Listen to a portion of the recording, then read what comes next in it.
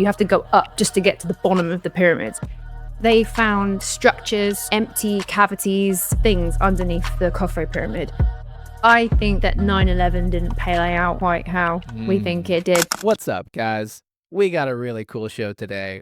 We got to interview Jahannah James. She is into all things ancient megalithic structures. Pyramids, Easter Island, Barabar, you name it. She's been to all of them. She runs a YouTube channel, which we'll link to, and she's been doing it for nearly a decade. So she knows all the big players. She's one of the big players in kind of the scene that's unveiling all the things that are being discovered around this stuff. And most notably, recently at least, she helped to break the story around the new thing that's happening with the pyramids, where apparently these scientists can take some like satellite radar and a couple of different forms of beams that, I don't know, shoot at the dirt and bounce back or something. And basically they think they've discovered that there's these huge underground, just monstrous tunnels underneath the pyramid with these big structures. We'll go into all of that. And, the tech is not proven. This is not, it's everyone's skeptical. But if it's true, it will just change our entire understanding of humanity. And I think that's one of the things I'm very drawn to our past, our history, these ancient megalithic structures, because they are an enigma. Somehow these things exist all over the world, and we don't know how they all got made. There's something there. There's smoke. You can say there's no fire, but there is smoke when you keep looking at all of these. And then you listen to people like Jahannah James, who have kind of been to all of them, walked all around, started to see similarities. And, it just makes you question. And so there's no conclusions here. It's really hard to get any conclusions out of any of this, but it is interesting. And I like to have these little puzzle pieces around ancient civilizations and megalithic structures because it sort of informs who we are as a species. And I think to ignore it is to ignore some huge thing staring you in the face and kind of going, what is that? How long has that been here? Why is that here? And it's okay. Let's look at the main narrative and let's look at all their evidence. And then let's look at maybe where there's a vested interest in not presenting something so truthfully, which we even go into that a little bit too as well with the Egyptian government. And it's fine. It's even, I don't even blame them for it. It's just understanding how things move. So we really get into this because she's a great storyteller. She was a comedian before this. So she just goes on some incredible stories about the different places she's been. And then actually also she's, we're starting this podcast and I try and take every opportunity I can to talk to content creators who are further into the future than I am, so I can talk about and listen to, what they've done, what's worked, what's not, and kind of get into business models too. So if you like pyramids, aliens, ancient megalithic structures, or business models and content creation and what it's like kind of doing it, this will be a really fun episode. I certainly enjoyed it. I'm glad I got to know her, and she was great. So, ladies and gentlemen, this is Jahannah James. Jahannah, welcome to the show. Thanks for being on the Austin and Matt podcast. Thank you very much for inviting me. How are you doing? You told us you're 5 months pregnant, right? So yeah, how's that going for you on the day-to-day right now? I've crossed the halfway. I've never done this before. It's my first time. So you don't know, you hear all the horror stories and you hear all the or you see a lot. I never noticed just how much of Instagram is just full of mummy influences. And it's been a bit tough because I've had a bit of I picked the wrong stick or got a short stick with my pregnancy because I've been ill the whole time, which is kind of funny because I've been vomiting and feeling sick, and sometimes it just comes out they say never trust a fart, never trust a burp when you're pregnant because it just goes it just comes out. So I've not enjoyed the sickness, and I found myself getting really annoyed at all the mummy influencers that are just oh, I'm just glowing and I just love it. I'm like, how are you? I just feel like death. But it's one of those things where I think if it's going well for you, I think a lot of people like to think that they're the reason that it's going well. They're like, because I'm getting sleep or I'm eating whatever, and they have all these reasons, and sometimes it's just you didn't do anything, and it's you didn't do anything for it to go well, just as they didn't do anything for it to go Yeah. not so well. Every like human body is different, so the hormones will react differently. Yeah, because I've got a few friends who are going through the same thing, and we're kind of like exchanging notes, and there are some things that we've all got the same, and some things that people like. Or the amount of people that have told me that they've never felt sick, and that's really, and I'm like, Right.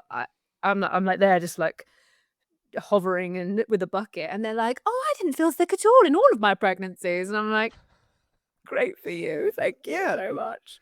I have 3 kids, and my wife would get sick, and, Okay. some of her friends, they would say the same thing. They go, "Oh, I wish I could have if I could have 10 kids, I'd have 10 kids. It was so fun. It was great. I love having kids." And we're just like she's just like surviving, getting through one pregnancy at a time and trying to recover. And there's just some other women who are like, "I never felt anything and I wish I could have more, but, I have 4 and I wish I could have 10." And it's just I don't know. I don't know what causes it, you know? It feels like, for me, it's like a Tough Mudder, kind of one of those like Iron Man marathon things. Like you're going through one stage, then the next stage, then the next symptom. And Mhm. I'm just very aware that as I'm like past the halfway point, I'm now like the end is not going to be fun. So it's getting really real that the birth is coming. Um and I'm like, oh, I just know that I'm gonna have like a story to tell there. My mum has 3 children, and she has like hilariously bad birth stories. Like she had a flash birth with my brother, which it was like a spontaneous flash birth. So she gave birth in 4 minutes. Whoa. And, um, What? Whoa. she was at home. Luckily, she was with a friend. They were having coffee, and, she thought she needed the toilet. She didn't. It was my brother. And she just gave birth on the toilet, in 4 minutes. And this and and then it just so happened that my dad came home, and then also the babysitter, and then the vicar popped by, and then the neighbor, and there was, like, 10 people in the house with mum, and this tiny baby. And I was like, I just know I'm gonna have like a similar situation where it's gonna be Oh, in a car man. or a lift or somewhere public Mhm. Or in a pyramid, maybe. or in a pair exactly. Yeah. So, yeah, that's the only sad thing is I've had to like I thought I assumed that I was gonna be like this super person woman and just be like working and traveling up until the last minute. But I've really it's really knocked me, and I haven't been able to travel, or I haven't been able to work. I've it's been a very just get to the end of this. So yeah, I kind of content wise, it's gone right down, and I've been humbled to the floor about how I was like, okay, one thing at a time. I'm growing a human. It's gonna take a little minute. Luckily, I had this little, window of where I felt more alive just when all of the Giza pyramid stuff started popping off, because I hadn't felt well enough to, like, even sort of put a camera on my face, but luckily that happened literally at the right time, and I was, able to make a couple of videos and cover all Yeah, the you Giza really things. blew that story up, actually. I think I mean, I found out about it through you, actually. So thank you, because that was cool to Oh, did watch you? it go. Yeah. Yeah, Eh I was someone on my Instagram just messaged, like, a follower and said, "Hey, what do you think of this? Is this real?" And it was like someone had made a little YouTube video. There were 2 YouTube videos that existed, one from Project Unity and one from this lady that I can't remember her name. And I was like, "I don't know if it's real, but and I quickly was trying to find the source. I found the source of where it was coming from this Facebook post, and I just did a quick TikTok on it. Google Maps for updates. And then it just 16 something million views. And then it's Whoa. the media weren't picking up on it. They originally did a press release to try and get the media. And it was one of those weird things where actually now the internet goes quicker than the media sometimes. Yeah. And Yeah, everybody was on right. it on YouTube and Twitter and TikTok way quicker than any of the major media outlets. And then they kind of copied the internet. So And I forget his name, but I saw that interview you did with the guy who did the Facebook post. That was so useful because it like yeah. really laid the background of like, okay, this is what the story really is. Yeah, so Trevor, I hadn't heard of Trevor before, but he's like a YouTuber, who his kind of lane is he loves underground Giza, networks and tunnels, and he kind of scrambles around Giza a lot, and I think he's got lots of self-made documentaries and YouTube videos on that. And he is like not part of the team, but he because he's interested in underground Giza, he follows the team and has some communication with them.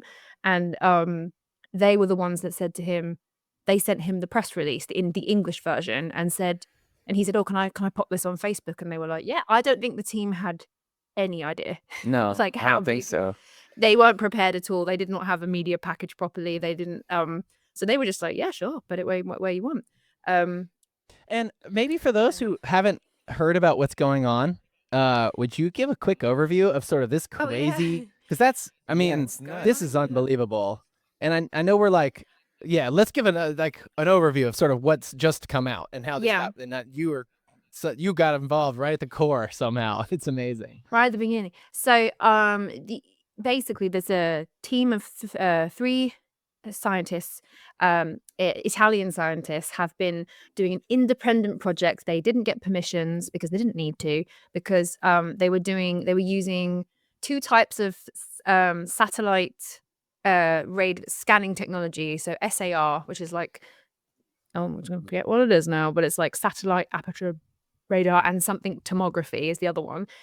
So they can literally use the satellites that are going around the world, and they can one of the scientists, Filippo Bionde, he says he's developed like a software, like an algorithm where you can use these 2 types of, he's a SAR scanning like expert. He's used it loads not in archaeology, but he's used it in other fields. And he's saying that if you use it together with this software, that you can penetrate much deeper than you previously thought that you could. And so they decided to scan, first, years ago, they scanned the Great Pyramid. And then they started doing the Khafre Pyramid, which is the middle pyramid in Giza. And when they got the results back, they did about 200 tomography scans. And then they have to, I think it's not quite the case of like, like in CSI where you just get a satellite scan and you can zoom in. I think there's quite a process of having to like Interpret the data, basically. yeah, all the Tie it images together. together. They said it took a year, and it took a lot of the computers were going like 24/7. So it's Whoa. takes a while. But they're saying that they found basically structures, empty cavities, aka possibly chambers, or there's space and there's things underneath the Khafre pyramid. And they also believe that there are 5 other chambers. At the moment, there's only the 1 or 2 chambers in the Khafre pyramid that Yep. you can go around. But he says that, well, they think that there are 5, and they think that they are identical shaped to the king's chamber. Which would Okay. make sense if they're going to And be so- shaped. So, yeah, so SAR is synthetic aperture radar. That's the And one. so That's what they're I said. using SAR, and then was it LiDAR or Not different? not LiDAR. No, it's not the one that they scanned the Amazon with. It's something with a radar tomography. I just remember that tomography. Oh yeah, that's right. And so this seems pretty unbelievable. I'm trying to understand. I mean, I guess it's really a question of how does the technology work, right? Because like I think I saw, when you were interviewing him, one of the guys, it's all from satellites. That's why you don't need permission from anybody, because the Yeah. satellite just flies overhead, and it's almost like it's taking pictures, right? Special pictures from all different angles, and somehow through the radar or the beams going into hitting the ground and bouncing back or something, they can determine cavity spots, like half a Deep kilometer, like underground. hundreds of meters underwater, underground. Yeah. They can determine this. That's wild. And so then what they think that they've found, they've rendered these like 3D images of what they think that is under. They think there's 8 pillars. Not pillars. They're hollow Reverse shafts. colors. Yeah, like reverse pillars. Yeah, right. Hollow cylindrical shapes that go down just over 600 meters, and then they think that they can see like some sort of spiral, coiled spirals around these hollow shafts. And these 8 hollow shafts, 4 like aligned north, 4 aligned south, and they each go into, so four of each go into two separate hollow chambers that are below, that are 80 meters by 80 meters. And then they haven't investigated any further, but they think that under that there's 2 kilometers of sort of tunnelways and passages, but they haven't like looked in that. That needs more research. But so that's exciting. It's a big claim, Wild.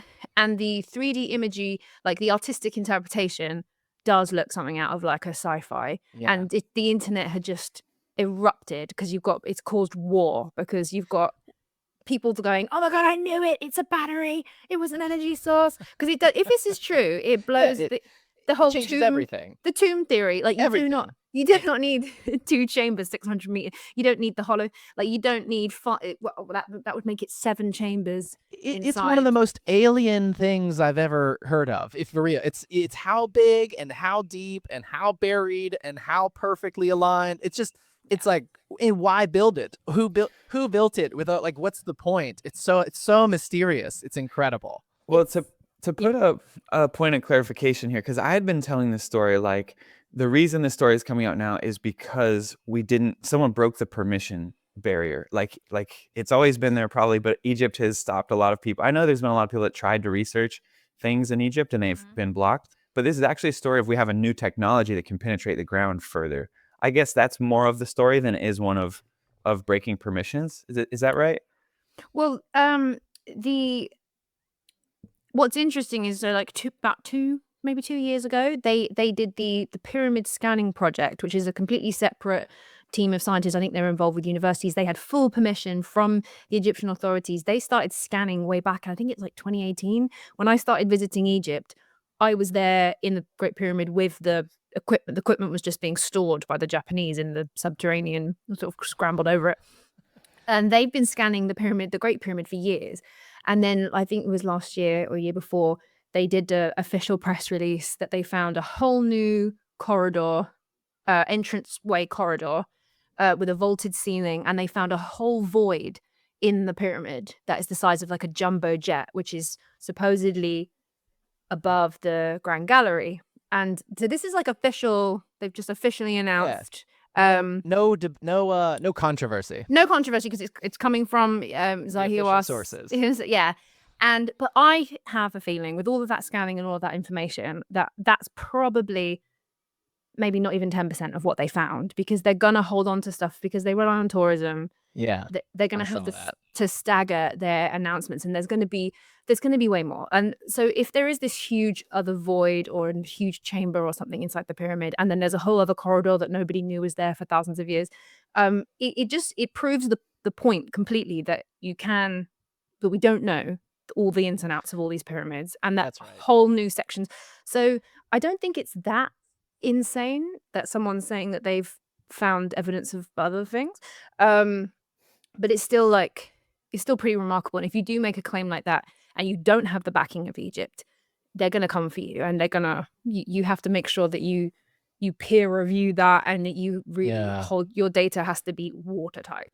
Well, and it makes sense that Egypt as a country would just delay news coming out, because I think it's something like 75% of their economy. I mean, it's a large percent of their economy. Oh, it's like 90. It's dependent upon tourism. And so if they have saying all the secrets all at once creates one big boom of tourism for the summertime, and now 5 years later, maybe it dies, it's been declining. And so they have a vested interest, a literal financial interest in the whole nation, to slowly trickle out information to keep people coming back over and over and over. And so you hate to see that, because it makes sense. I don't even blame them for it. Like, they're relying on this for their economy. And so I'm not thinking that they're evil people. They're just trying to, feed their people and stay alive.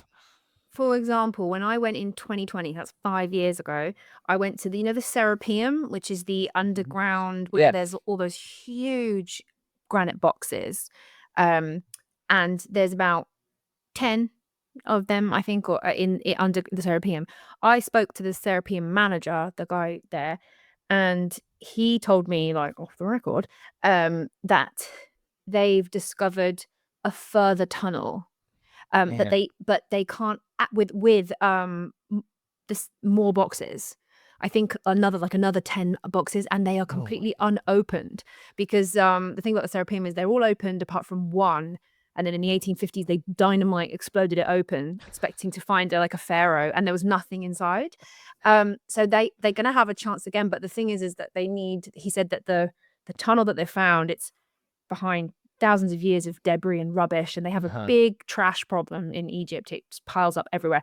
So the excavation of that's going to be expensive. It's going to be long. So no one can access it. They're just aware that it's there, and that was 5 years ago. And that information hasn't come out, hasn't gone anywhere. So it can take a long time. But they know that what Egypt knows and what Egypt shows is two very different things. How many times have you been to Egypt? 3 times. Okay. And is it I kind of so I've seen this kind of as a transition to where I saw that you did Bear Bar, the documentary, and it seems I really love how do you do what gave you the idea to do this? Like you're an actor, you've been in comedy before, and you kind of got in. Have you always been into ancient civilizations and megalithic structures, and then one day you were like, I'm gonna go visit this and put it on social, and it just kind of pulled you in that direction? Because now you've been everywhere. You've been like a ton of the megalithic. I'm jealous. Like you get to go on all these trips and go to these amazing places. It's fascinating. Yeah, I was always interested in history. I liked history just in general. I love like medieval history in England, and history was like a subject for me. But it really hit before the pandemic in 2020. I had been working since like 2016. I was doing sketch comedy online. So a bit like when Vine died. I didn't do Vine, but I was inspired by Vine because I saw all these comedians making these funny videos, and there was American girls doing it, but in England there was no girls making comedy videos in like 2016. And so everybody from Vine, when Vine collapsed, everybody went over to Facebook because Facebook just added videos onto their platform. So I decided to make a Facebook page and start making like sketch comedy videos, and they did really well. And then more and more girls started joining the fray, and then it became a community of like lots of comedy comedians, and we all used to like jump in each other's sketches and things, a bit like the Americans do. And so I did that up until the pandemic. I did it for 4 years, and then everything kind of stopped, and I had the time to just stop because we all did. And the only thing that I could really focus on was ancient. I fell completely down the YouTube rabbit hole. I watched Joe Rogan when he had Graham Hancock and Randall Carlson, and I found Jimmy Corsetti's video about Atlantis. Yeah, bright. And I was just like, I'm in. So I started researching it, and then because did sketch comedy and I did acting and a bit of screenwriting, I had this idea for this like Younger Dryas, like Titanic, but for the Younger Dryas comet impact. And I was like, this would be so cool. What if we had? So I started just like bashing out like a rough idea for a script.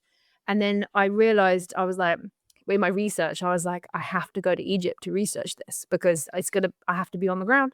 And it was in 2020, and there was nobody was really traveling, but I looked into it, and it wasn't a travel ban. It was like a travel, you probably shouldn't, but you could. The airplanes were still going. So I booked a tour from Uncharted X. Ben. Oh yeah, he's a big YouTuber, and it just so happened that Bright Insight Jimmy Corsetti was going to be on that tour, as well. And also on that tour, I met a guy called George Howard from the Younger Dryas Comet Research. We know George. He was our first episode. Yeah. Well, yeah. Yeah, we live in the same town, so George and I are really good friends. Yeah. So I met George. I met Ben, I met Jimmy, and so I went out there with the intention just to research my own script idea. That was kind of why it was chance. You went on the same tour as those guys. Yeah, I fully like for your own project. Yeah. And then I just thought while I was there, I did get my research, but then my mind was just, I got 1,000 more questions, and I vlogged it because I thought, why not? And then when I got home, I realized I had about 9 videos worth of vlog footage, and I just thought, I've got an old YouTube channel that nobody watches, because for some reason I never really like broke into YouTube. It was more Facebook and Insta. So I had this channel with like a few subscribers, and I was like, well, what if I just put history stuff on here, and then I can try and find like a little community. So I just started putting my vids out, and then that started rolling, and then that started getting more views than the comedy stuff, and then it got to the point where I was kind of straddling two lanes, and then I went, pick one, and I was like, here's the history. So rebranded over. Was there a moment then? Kind of, it was growing, right? So, I think a lot of this, and maybe, I'd love to hear as far as content creation. Sometimes it's just what is interesting. I think this is, and it's a wide variety of what could be interesting to you as a person, to what you think's interesting. And so was like, what you made 9 vlogs or nine posts or something. Yeah, it was about 9 videos. And did they just kind of, those 9 just were exciting because they just started getting views and taking off? Or and Ben helped, and Jimmy helped. Jimmy, like, we did, I think we did a lot, like a kind of Zoom recording to talk about the Osiris shaft, because we went down it all together. And it was just like a weird happenstance of it, and it was also 5 years ago. It was really more and more I was getting involved, but it was really when more and more people, more eyes were turning on it, and now it's quite almost mainstream, like lots of people. But 5 years ago, it was I just caught that wave, and again, it was like the second time when no girls were doing it. So there was but now lots of girls are. So it was just kind of like I was just following a passion project, and I know that's like awful because some people like they really like they're try really and I'm just like hard. whoops. But I was just interested in it from my own thing, and like I think my ultimate goal in the future would be like my 2 passions and my 2 worlds of like acting and creating and storytelling and ancient history. If I could get them to marry and do a project like Indiana Jones or something, and that would be the goal. And also I'm also really bad for like picking up hobbies and be like ADHD and picking up things and being like, I'm gonna make jewelry, and then I just drop it. I'm like obsessed for ages. But history is the one thing where like 5 years ago, and I'm still like it's I don't think it's just an ADHD quick obsession. It's like I'm still passionate about it. There's so many places I want to go. Yeah. Of all the places that you've been, are there any that just like gave you weird feelings? I know it's weird, but like sometimes when I start new projects, I'll be traveling and I'll get a moment where I'm like, whoa, I have this crazy feeling because I'm in this place. And I imagine with ancient sites, you even get that more. Is there any sites that have just like made you think, yeah, I'm on the path I have to be on? Yes. So I feel like I approach things in the middle lane. Like I'm not like completely academic because I don't have the academic background. But I'm not like complete. I'm not super spiritual and woo woo. I'm like super open to it. But like I wouldn't be someone that say I'm particularly sensitive to energies. However, traveling to these ancient sites you can't not like when you go to different ones and you just feel different things. That is bizarre. So the Giza plateau, when you go up there, it's for people who don't know that the pyramids are literally on 125-foot high plateaus. You have to go up just to get to the bottom of the pyramids. It's ridiculous. If you're going to build a pyramid, you don't start at they have to at the top to just build the bottom of it. You have to carry everything uphill just to start. Literally. Yeah, and if they'd done it 500 meters that way, they wouldn't have had to put it on the plateau, but it had to be up there for whatever reasons they wanted. But when you go up there, it's like the energy of the plateau is buzzy, and it's not something. I've been up there when there's absolutely nobody up there. There's not a soul on there, so it's not like buzz. It's not buzz because when we went in 2020, there was no other tourists. We were the only tour bus in Egypt. Because of COVID. I was going to say, what's the trick to going and being there when nobody's there? So I've been there twice post-COVID, and it is a different experience because there's hundreds of people, and you do have to get up for 5 a.m. and you have to be at the front door. Yeah. If you're going to be at the least amount of queues. Egypt is like it's a marathon run. You're getting up. It's like every day. You're like next bus, 5 a.m., 5 a.m. It's Wow. like it's a lot. Pyramid and temple pyramid runs are like athletes. They told us at the beginning, my first pyramid went into, they were like, athletes have struggled, so don't feel bad if you struggle. And I was like, mate, you're crawling down things. You've got like a 90-meter descent, and then you've got a 40-meter ascent, and then you're like on your hands and knees, and yeah, you're sweating, and yeah, like physically, I was like, I should have trained for this. It's it's shocking how much how like active it is, and it's the desert. It's really physically a lot.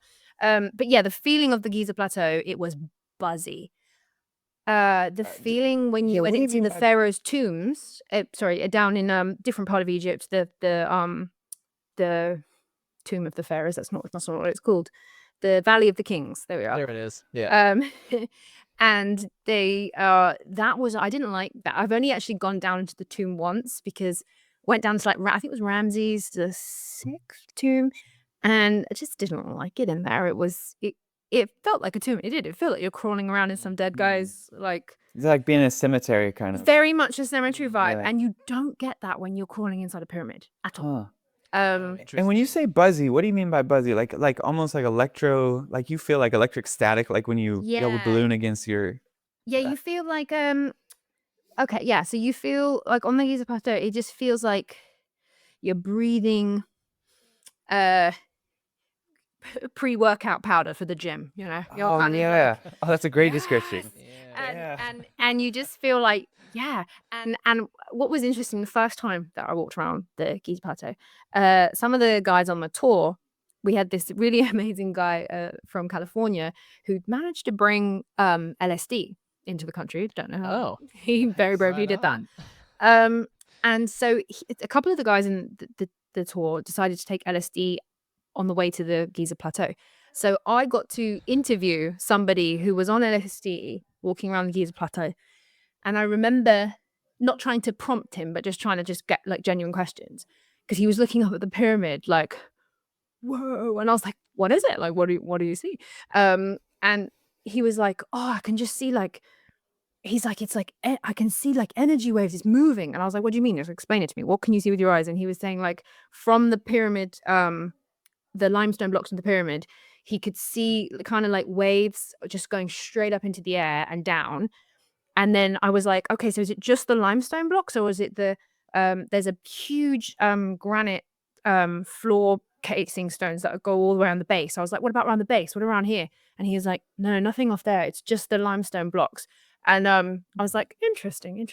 And then about 2 minutes later, our tour guide, Yusuf Awan, who is one of the like specialists, he's an Egyptian stonemason and knows like so much about all the pyramids, and he lives literally opposite the Sphinx.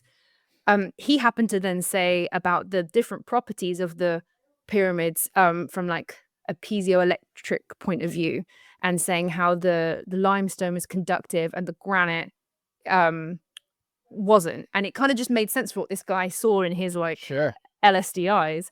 Wow. That there was like conductive energy waves were coming off like the limestone blocks, and nothing was coming off the granite floor stones. So that was kind of like energy bars. And then the other, you just reminded me about, you said, what does it feel like? Where I physically felt something was when we went to Karnak. So all the way down the river in Upper Egypt. They do it the wrong way around. So Lower Egypt is at the top and Upper Egypt is at the south of the river, Okay. because it actually, I think that the land does go, so technically as you go down the river, you're going up, but it's very confusing when you look on a map. So it's upside down. So Upper Egypt down at the bottom. Because it's the Nile, right? The Nile the flows the Nile. other way. So they up Upper- is up the Nile, and Yeah. that's south, which is very rare. Yeah, so it's Yeah. very like, well, and I'm like dyspraxic with my left and right, so it's like what? But yeah, so we went to Karnak Temple, and I didn't see this the first time. So this is why going to Egypt multiple times is amazing, because every single time I've gone, I've seen some of the same things, but from a different way. or I've seen new things. You can go multiple times and have different experiences. But the second time we went to Karnak Temple, and in Karnak Temple there is a chamber that is off limits to the public. You have to pay a bakshish. You have to pay like a special permission. You pay thousands of dollars as a group. You can afford it if you're going in a big group, and then you can get like special. They'll unlock a door or a chamber or whatever. And they took us into this Pay for play. Cool. basically. Yeah. And Tourism 101 in Egypt, man. Dude, that basically sounds always great. have your bakshish I ready. think To, it's tourism almost everywhere. Yeah. Yeah, And right. in the so in Karnak there is a Sekhmet statue, and Sekhmet is a goddess. She's kind of like a lioness. She's got like a lion for her head, and she's supposedly the goddess of both war and healing. So like she can mess you up and kiss it better, kind of Nice. that kind of thing. And she was like a really revered goddess, and apparently one of her statues, there's loads of Sekhmet statues around. They found hundreds of them in the ground, but there's one that's still in situ in the original temple that it was like designed to be. And it's in a chamber which is completely pitch black apart from a little square in the ceiling where they've chipped out the roof. And so apparently she activates at sunrise. So when the sunbeam first comes through and it just like smacks her, activates. She's made of like a diorite stone, which is like heavy, over 50% quartz crystal. So Wow. anyway, we went in to see them, but I was so busy because I was trying to remember in my mind where that saw mark from the last time, because I was trying to show people on the tour like all the little bits of like ancient tech saw marks. So I wasn't really focused on the statue. I was like, yeah, we'll go see the statue. But where was that? Was it left or was it right? And then we had to go in. We get to go in quickly, and we had to go in just small groups because it's like very sacred. So I went in with like 2 other people. And the minute that I walked into, there's a chamber, you go in the main door, there's an antechamber, fine. You go into her chamber, and it was like somebody behind me just put a cattle prod down the back of my neck, and my whole body was buzzing. Like you know, you get goosebumps and pins and needles, but just everywhere. It was insane. It was the most like visceral Whoa. reaction. I've never had it since, and I've never had it anywhere else in Egypt. And then I went, the statue's about 6'5". She's quite tall, and you're supposed to go up and approach her and like look her in the eyes and stuff. It's terrifying. And I was just like, my whole body was buzzing, and it felt really weird. And then we left, and then because everyone had gone in on like individual groups, and then afterwards everybody was like conferring about what they'd experienced, because some people felt the same thing, some people felt nothing at all, other people's saw things. They could like you felt like you could see her move, or like colors were coming off everybody sort of has slightly A separate. unique experience. Yeah, but kind of within the realm of seeing something, feeling something. Yeah. Like there was Yeah. an electromagnetic effect happening, and Egypt is on like ley lines as well, right? Or some of these sites, so there would actually be weird electromagnetic things. And then if you have crystals, you probably do have like some strange things going on. Well, exactly that. So at Karnak, some of the trees around this particular temple site, there's a reason why the ancients picked this one for thousands of years. The trees don't grow up, they grow along the ground. Something's Oh man. very weird is going Yeah. on. Like the trees, they're beautiful, but they come up and then they sort of bend along. Whoa. And yes, so also what happened was technology was messing up in the room of Sekhmet. So in all the other temple rooms, we had a photographer with us, professional photographer. He lives in Dubai, and he's like one of the top like portrait photographers in Dubai, and he's got all his professional equipment. He has this camera that he said he's had since he was like 18. Like he knows this camera inside out. It's his favorite camera. And he went in and he was trying to snap pictures of Sekhmet. And then he came out, and I watched this guy have like an existential crisis, because the photos that he took of Sekhmet, there was no data from them. Like in the camera there was no data. There's no metadata. There's no Yeah. like all the stuff around, all the information it's capturing about the photo, all that was missing. but not, yeah, so it could capture around, but not the statue itself. The metadata was missing. And he was like, is my camera broken? But he was taking portraits of everybody else on the tour in low light, in the sort of antechambers elsewhere in Karnak, and really amazing. I've got them, like high definition portraits in the exact same light, in the exact same condition. But his photos of Sekhmet were coming out like double exposed. There was like 2 or 3 layered over. Light was going weird. The crystals, the metadata was missing. He was like, he couldn't believe it. He sent his pictures off to his team in Dubai to say, has there been an error? Is this a double like a double Exposure or something. yeah. And then they went through and they said no, that like the camera's fine. It's not double exposure. And yeah, it was really, really interesting, because then we were all talking about, okay, what about ley lines? What about energies? Another guy, he was a hand surgeon, and it's not really relevant that he was a hand surgeon, but he had an iPhone, and he was trying to take pictures when he went in on his iPhone, and he was snapping away, and he was trying to use the flash, and when you take iPhone pictures like not even a second apart, it's like one on one, you can get like loads of photos.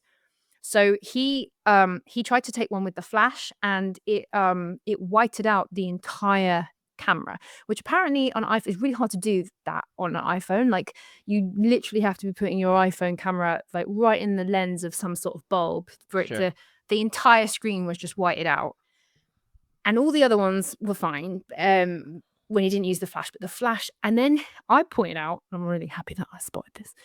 When he showed me the pictures, and I went, whoa, look where the geotag is on that one picture. So all the other geotagged correctly to Karnak Temple, Egypt. And then that one picture where the data whited out the screen and there was an error, the geotag jumped to Please say Mars. no. No. It geodumped to London, England. No, it geo tagged to somewhere else along the Nile. But wasn't Karnak Temple. It was a different geotag, and it was so weird. For 1 minute, the iPhone just went whoop and just put it over there, and then in my head I was like, "Whoa! Is this statue somehow What is going on? placed on some sort of ley line?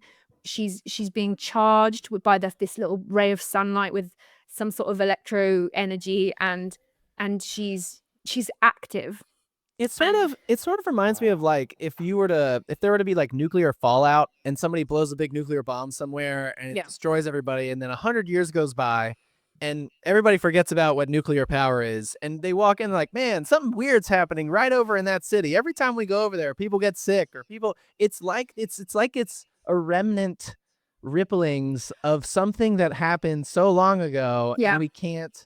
That's what it just feels like. It's like what was the atom bomb of what they were doing there, that we're just like getting the buzz of the end of it all, but like what was actually happening. Well, there's a reason why him being a surgeon was interesting, because he's a doctor, so he went away from the experience as well, being like, no, I've got to explain this scientifically. A very logical man. Right. And he was like, no, this makes sense. So then people went back and the next time took the electromagnetic like measurer device, and yes, she is emitting electromagnetic waves. And when I was discussing this with the surgeon, he went, that makes so much sense about why your body why you felt vibrations, because you're 90% water, and your brain, when you walk through that like force field, if it's strong enough, you're going to physically feel it and pick it up, and which is why it was strong enough in that sunrise morning when you walked into the chamber. That so there is science behind it. It's not totally magic, but I mean, magic is just, I think, science that we don't really know yet. Right. But in my mind, you don't have the right tools yet. Yeah. I suddenly understood, when you read about the ancients worship statues, and in the Bible they worshipped idols, and people would like, and I don't know why people would worship a statue. Like, we're like, cool, it's art, but I understood that in the olden days, if these statues were actually placed on ley lines, if they were charged with crystals, and you were having this like reaction where you either it would play with your vision or it would play with your kind of all your senses. I understood why people would worship. There would have had to have been a visceral response to it, right? I mean, maybe we just don't understand the mentality of somebody back in the day that they could look at an object and sort of imagine, or I don't know, whatever. But to your point, if it actually, what if they were more sensitive, right? They don't have cell phones and electricity and all that stuff, and so all of a sudden you encounter an electromagnetic field, and you've never lived in an electromagnetic field that we don't have cell phones. Maybe you're really sensitive to it, and that would be a thing, and they would just recognize, every time we go up and are really still around this statue, Yeah. crazy stuff happens, so we should venerate it. It's more logical than mystical in some ways. You mentioned those trees that were growing sideways. Were they all pointing the same way? Yeah, they kind of were coming up. I think if they were all sprouting together, and they sort of went up, and they were going along. They were kind of like live logs because they were still growing. Wow. Yeah. And it happens at certain sites, around the temples, around Yeah, around the sites where the ancients are going. Here, It makes sense if trees can see electromagnetic waves, which we know they can see them somehow because they point towards the sun and they follow it. If there was a big source of it, they're just growing straight towards the brightest light they see. But maybe it doesn't fall in the visual spectrum. That's incredible. and there's a lot of like local lore around this Sekhmet statue. So when they dug her up, I think it was in the 1800s. I'm guessing. I think it was, but yeah, like last 2 centuries. Apparently, the workers. She really freaked out the workers who were uncovering her. Yeah. And the statues, and The best. and there was loads of things about she would move at night, and people would, so they see her with a bit of juju, and like there's a reason why she's off limits, and I think there was a case of 2 children.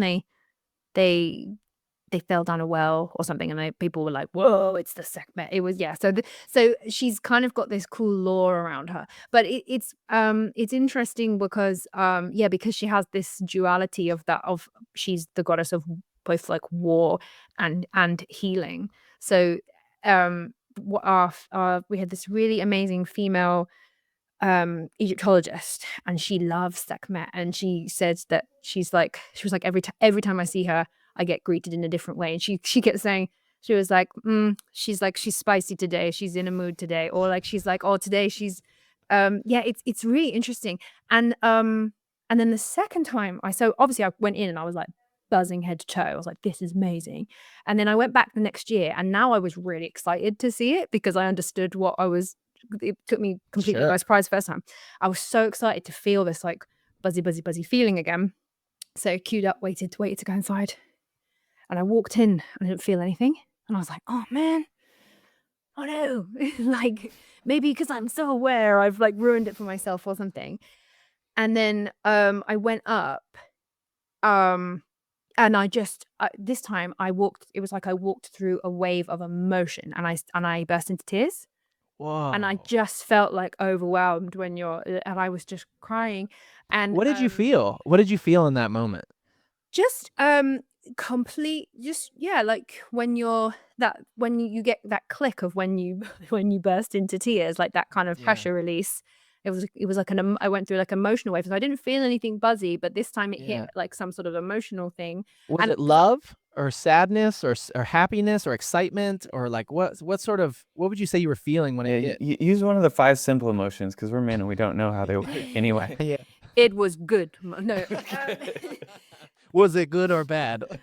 Because I'd seen it on the previous tour. There was another girl that walked in and burst into tears. And again, I didn't feel, so I was like, okay, she's having her thing with the statue. That's cool. Sure. But I didn't really understand that or feel that. But this one, no, it wasn't sad. It was just like, I just felt overwhelmed. And I think, like maybe if you get a surprise party and your reaction is just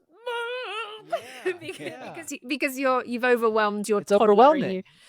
So I just kind of cried from overwhelm, and then I went up to and then looked kind of eye level a bit higher, and then you're supposed to just sort of like look and be present, and I remember like being in my head being like, show me something, like come on, I want to, like come on. And then and this is where like I was so pissed off when it happened, because I was like, man, looking at this in the statue's eyes, and then in my vision, she went, and it moved, and then and my initial, and I went, "Ah!" and then. And then I was really annoyed, because I was like, no, this isn't scientific. I can explain the one with my brain, I and just lost all credibility. and I was like, Yeah. everyone's gonna think I'm such an idiot now when I have to report on this. And I was like, but that's what I saw. Like I swear I saw the face move, and um then I remembered back to like the geotag moving for a second, and I just wonder if there is any, if we're like, if I'm edging into the realm of, if she's on this sort of ley line, maybe, Yep. and she's kind of crossing intersectionally. It's just things that we don't even, Yeah. dimensions, Totally. so we don't. And so that's why we perceive her maybe as moving slightly, because whenever, if you're like, if she's slightly in this constant cross zone, that's the science that I'm trying to stick to, because I was like, I saw a freaking statue wink at me, like I'm mental. And because the year before, there was a young guy who went in there, he was about 18, and he was taken on the tour by his dad, and he was slightly there because his dad brought him, and he wasn't really that into this stuff. But then by the end of it, he was like loving it. And he went into Sekhmet, and he also had like an existential crisis, because he came out and said that it smiled at him and that the lips went up. And he wasn't like religious or spiritual, but he was literally like freaking out that this statue had cut. He was like, the face moved, man, the face moved. So yeah, so weird stuff happens Well, around and we know temples. there is something with ley lines, as funky as they seem. Like, we interviewed Joe McMoneagle, and he is at the Monroe Institute, and one of his best friends is one of the best dowsers in like all of the world. And so this guy, and he has a website, and he mostly is like a consultant for mining companies who need to find wells. And so he has these dowsing rods, and the guy has found like 4,000 wells in his career. And, Okay. you know, and it's cheaper, right? So it's verifiable, because for profit, companies, instead of drilling core holes and trying to figure out what something is, they just hire a dowser who walks around with these rods, and it's just like, Yeah. oh, there it is. And they dig and they find a well. And so, and they follow ley lines. So there is some electromagnetic, and they talk about how water has different electrical properties, which affects the rods. And so, you know, at first glance, it does seem like this is hocus pocus, but then the more you kind of get into it, it's kind of like, oh, there is something here. Maybe we just don't understand it. It's not magic. It's something. We just only Yeah. have part of the picture. For sure. And the same thing happens though, talking about like, well, the energy wise, on the other side of the world, in the middle of the Pacific Ocean, on Easter Island, on Rapa Nui. That was the last place that I got to see.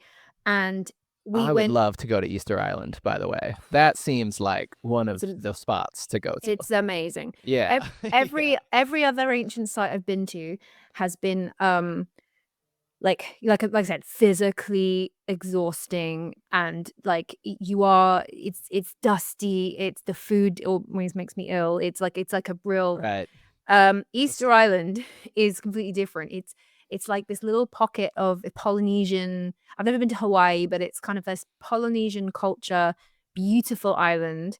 And it's really interesting because yes, in the other places like in Turkey and Egypt, it's really is, the ancient sites are really in amongst like the third world, and you either have rich princes or slums, and Right. the disparity is like There's no middle. There's no middle class. Yeah. yeah. Whereas everyone in Rapa Nui, I didn't see one.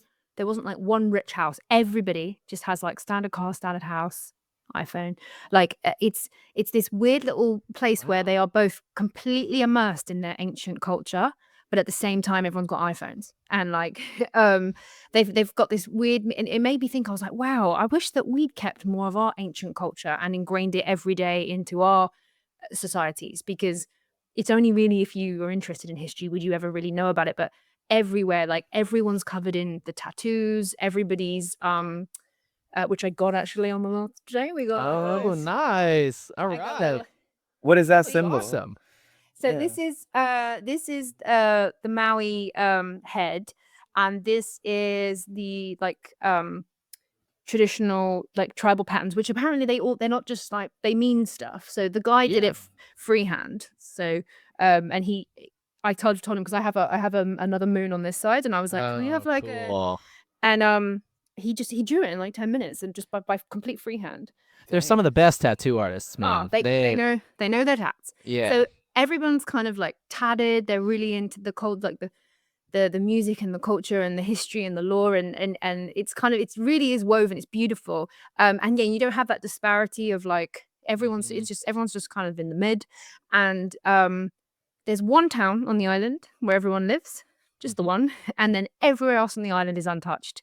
It's just as it was, and you just travel around, and you can go around the whole island in like an hour. And so you go and see all the sites. And when we went to where the Moai sites were, again, all of our electric stuff, all of our batteries were draining faster than lightning. My friend who had his like fully charged digital camera, within 10 minutes of being up and around the Moai, it was just dead. And all of our electricity was just kicking out. In fact, they've even started they've started a science project there. I can't remember who it is, some institution or university, to start really studying, because of the electromagnetic energy around the island. They're saying that there's no fly zones for helicopters, because it's not safe because things just go boom. And they're really starting to study it. And the whole of the lore of the Moai is that they're covered in this thing called mana, or that they emit mana, or they're surrounded by mana, and which is really interesting, because they call it mana, but mana is also the energy source in the Bible over in the Middle East. And I was that's weird that they call it mana. But so the statues by law are supposed to have this like energy coming from them, and I was like, maybe that was the ancient sort of term for what electricity. Yeah. Oh. They could tap it and use it. I could see mana. That's an interesting interpretation of it's providing mana. What I mean, that's what's the difference? It's my outlet is providing electricity, and so I know like, oh, that makes things do stuff. It's really interesting. And so that was another one of the most buzziest. The Giza plateau and the going up to the 15 Moai that are like, they're also on a little plateau. And the energy around that, you're just running up and down, going, again, it was that like you've taken some substance, and you're just like, whoa. It's amazing. Really, really, really, really cool. The island, but really cold. And I bet it's windy. Yeah, so I went in August, and I completely forgot it's the other side of the world, so it's upside down, so it's their winter. So so it's not, I was expecting like tropical. No, go in January if you want it to be hot there. In August it was freezing, and I was like, and it rained every day. And it rains in England, so I literally felt like I'd gone from England. I traveled 20 hours on an airplane and felt like I was still in England because it was so rainy and cold. But yeah, Easter Island is that once in a lifetime. Definitely do it. So those statues that look like heads, they're actually full bodies. Are they, when you're in person, do they just look way bigger than what it looks like on Wikipedia? Yeah, although they come in so many different sizes. There's no one standard size. So there's ones that are like 2 foot tall, and there are ones that are 80 foot. So there's a whole everyone's different, and also it's not quite the same as in Egypt. There's definitely like a carbon copy of faces that are like identical. Each Moai is different. Each Moai has a slightly different. So it's not a carbon copy. But yeah, but the heads are big. Like when you're walking around, there's a Moai mountain where you get to walk literally in and amongst them, and they are huge. And but their heads, and then you just know that the bodies are going right down. What do the locals say about who built them and why? So I went to check out the Easter Island because the visual links between Easter Island and Göbekli Tepe, and I've been to Göbekli Tepe, so I was like, no, I can get my eyes on both rocks. And because the hand placement are so like identical with the Exact. long Yeah. fingers, and it's and that so I was really interested to see that, and also what you don't see because you see the heads, but all the backs are intricately carved. So the fronts aren't, but the backs have intricate carvings, and some of them do symbolically look like an artistic interpretation of the stuff that you see on Göbekli Tepe, or the animals and the birds and things. So but you can't see a lot of that because they are so eroded. The erosion rate in the Easter Island, even since like the last 100 years, it's eroding faster and faster and faster. Something in the rain. So it's breaking it down quickly. Yeah, and they're all exposed to the elements. Yeah. So excited. And so it's gonna unfortunately, I think in the next like 500 years, we could hardly see anything on the backs of the Moais that have been exposed, but the ones that are under the ground are all preserved. But they're never going to be taken up because because they've had so much pillaging on the island, and they've had so many of them stolen and smashed and things by the arriving Europeans, that they've decided now as a collective, they've given the people of Rapa Nui like full choice over what they're going to do, and they've all decided to leave them be, and they don't want them excavated. They don't want them. So just like leave, and if they find any new ones, leave them in situ. Wow. So I get that from a preservation and like culture point of view, but it is really annoying because I'm like, oh, we could just see a few of them. I know. Just dig one of them up. Leave the rest. Just one. There's 900 of them, but yeah, there's hundreds. Let's just get one up. So there is. So I looked in there, going, were the statues there before the Rapa Nui? So there's no real evidence of any human activity on the island before about 800 AD. Oh, okay. So they're quite recent. So the Rapa Nui people arrived, and any excavations that they've done, and they've like kind of dug down, the earliest human activity is around 800 AD, and the activity that's around Moai Mountain, it does align to between like 1000 to 1300 AD. So basically medieval times. These things were these things were being carved. So I was a bit like, okay, so there's no historical evidence that really takes them right back, apart from Graham Hancock spoke to someone on the last thing of Ancient Apocalypse, and they said that they found planted like agricultured banana seeds that do go back I think like 2000 years. So so somebody could have been on the island before, but I think it's quite difficult to for there to be no human activity found. It's interesting. Do you give a lot of, what do you think about the whole Younger Dryas and sort of making the flood around, like, a lot of this stuff seems to have been disrupted by large bodies of dirt or water or something. Like they aren't what they used. It seems like they're not set up how they were originally set up. And a lot. Do you lend any credibility to the Younger Dryas after seeing all of these, in terms of like, did that come and kind of, is all this stuff here before that, and it kind of gets washed up and everything gets covered? And I don't know, you've been to so many of the sites. Well, the thing about Easter Island is it's so tiny, and if you go back to Younger Dryas time, everything would have been 400 meters lower, which makes the island considerably bigger. Yep. So there's a chance that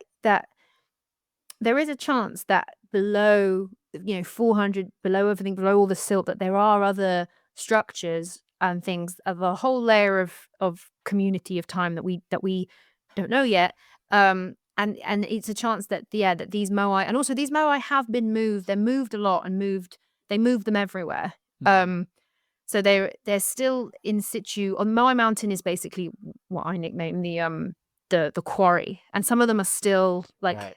They haven't been fully taken out of the rock. You can see where they're getting it from. You can see it in the creation. Some of them are stuck in the creation process, or were stopped right at the creation, in the middle of the creation process. So you can see how they carved them out. And they're made of 4 different types of volcanic rock. So some of them, there's one, or if there's a few basalt ones, which is very hard stone to do. and then the majority of them are this like very porous volcanic rock. That's just why it's eroding so quickly. But it is quite easy to chisel, so there's no real mystery in like how did they do it, because you could easily chisel them. I went being like, okay, so there's no real evidence for that. There's one place on the island called Vinapu, which is the only megalithic platform that is, it's like a carbon copy of the South American Cusco megalithic Whoa. stone. There's nothing else like that on the island. And it literally looks like whoever built Cusco, those builders that knew how to do the big megalithic block with the perfect alignment. Every other stone structure on Rapa Nui is like early primitive Neolithic. They stack stones. They don't shape the stones and fit them. And because I thought, I was like, so where they live in basically like an upturned boat made of wood, and you stack stones to make a base, and then every week they'd be refreshing the wood for where they lived, and you'd live in a kind of longboat that's upside down. Yep. And I was like, but if you as a society, if you could do a Vinapu wall, like I want to live in a Vinapu, like Right. I'm not changing my wood every week, like this is warm, this is so it's really weird, Vinapu. But again, when they excavated down and around it, the earliest dates that were coming out was around that 1000 AD. So it wasn't coming out as super older than that. But then when I came back, I was doing some research, and they found out that they did some DNA testing recently from, I think it was like 16 ancient Rapa Nui skeletons that are in a museum in France, and Rapa Nui gave permission to do DNA testing on these ancient Rapa Nui people that was stolen, and they found out that 10%, they were 90% Polynesian and 10% South American. So that means that they were definitely crossing from South America right the way to Rapa Nui, having babies and going back and forth. So there was this shared knowledge. Well, it's proven, it's in the DNA. There was sea crossings, and it comes at around the time of 1000 to 12,000 AD. So it makes sense that's where the knowledge came from. It's probably a boat came over from South America, and they were like, we can build you a wall if you give us your wives. And so that's cool. And then another thing that I found really cool, like the kind of the creme de la creme, because I was like, really, how is it possible that they built these statues that look identical to the ones that they're digging up 10,000, 12,000 years ago in the Middle East? So the Rapa Nui island and the Rapa Nui people, they are a start again rescue civilization, because their entire history and like oral history, it outlined. They have a written history. They've got the Rapa Nui language, Ronga Ronga, but nobody can translate it. So they've got all these Ronga Ronga that I'm hoping AI or someone seems like it should be able to. It'll all be in there. It'll be all the answers. Will be like, we got the statue from, Costco. So they have this whole precursor civilization. So they were living somewhere else, and then they had to escape wherever they were from because their island was sinking or something. Again, it does tie into that kind of like disaster, catastrophic deluge thing. And they traveled across Polynesia, and they were finding.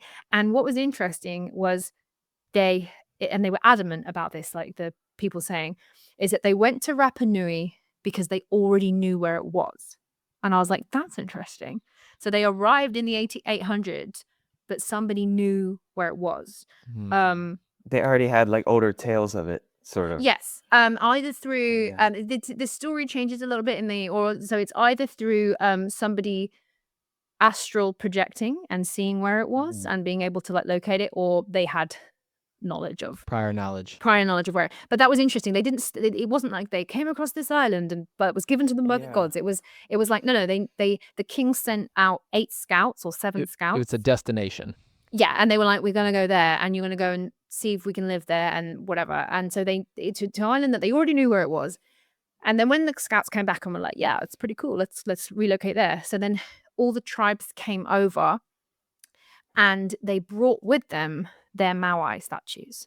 So the Moai statues, in their tradition, do not originate on Easter Island. They are second generation remakes of an original statue that comes from somewhere else in a more later antiquity culture. So that's interesting. So the design of the Moai is a lot older than the island itself. So that can predate the dates that we're getting of human activity on the island, because the design, they brought Moai with them. And the reason why it's important to the story is because they bought one, and when they were getting it off the boat, they smashed it. And they were like, "You idiot! The sacred statue of the ancestors." And they were like, First step. so they had to try and recreate them. And then there was this whole thing of these stonemasons having to try and recreate the Moai, but they only had pieces of it. And they were, having to sort of like recreate this statue that they'd broken. And I think there's a funny bit of the story. They were saying they were working out where to put the hands. And one of the older stonemasons said, "Look down and you'll understand." And then the guy, he went for like a pee break in the woods, and then was like, Oh, that yes. position. And so that's how they got the ancient hand position. So that's like a funny story. But so basically, yes. So in a sense, it's like it's the story doesn't quite stop at Easter Island, and it's not the end of the line, because the idea that they came from somewhere else that we don't know where that is, and that they already had a tradition of stone statues and Moai, and they were bringing it, and this is just Moai 2.0. It's so many loose threads, and it's not like imaginary loose threads. There's just real loose threads everywhere, and it's kind of like, you can ignore them, but they're there. They're not made up. It's just so funny. I don't know. You see it everywhere, all over the world. I have a question, shifting gears a little bit. I wanted to ask you about how you approach content, and just almost as a business, because it seems like, because I was seeing sort of like the way everything has scaled for you over the last few years, and you have incredible content, and then it seems like maybe this Egyptian thing, I think you've had moments of, something spikes and kind of goes viral, or you get bigger hits, and this pyramid one, for whatever reason, right? It started popping. How do you consider, like, when you were starting this, what were you thinking how are you defining success? How are you defining, like, oh, this is worth it, and versus taking more acting jobs or going and doing movies, or, it seems like you have a lot of options. And so, how have you approached this? So yeah, content creation. So I was taught by, again, some of the original Viners that I reached out to and was like, "I want to do this. How do I do this? How do you do?" You wanted to do content. To you, Yeah, like, if I I was can like, do this, that's what I want to do. I was like, how do I do it? And then so I learned, felt like an old person, but you learn the ropes. I think that was Snapchat, but I don't even have Snapchat anymore. Yeah, Meerkat. and- Shoot. And so yeah, I think with YouTube, it's different on different platforms, because obviously different platforms, and they also change the algorithm all the time. So I'm still catching up. But my like number one thing, if anybody wants to do it, one, don't overplan it, just do it, because it's so much better to just like you learn as you go, and you're gonna, rather than like trying to make like a polished Joe Rogan podcast, just start recording yourself, and just by recording yourself, you're gonna work out That's right. your way of doing it. The other way I would say is, do not look at metrics. Do not look at who's watching and who's not watching, because really it doesn't matter, because anyone I know, or if I've tried to like aim for a KPI, I've worked with brands before, and they want you to get a certain amount of numbers or anything. If you go into making the content with the numbers in mind, it never ever happens. And people follow passion, and they sniff authenticity, and I think people can sniff it if you are like someone who's wanting the views and the money and the stuff.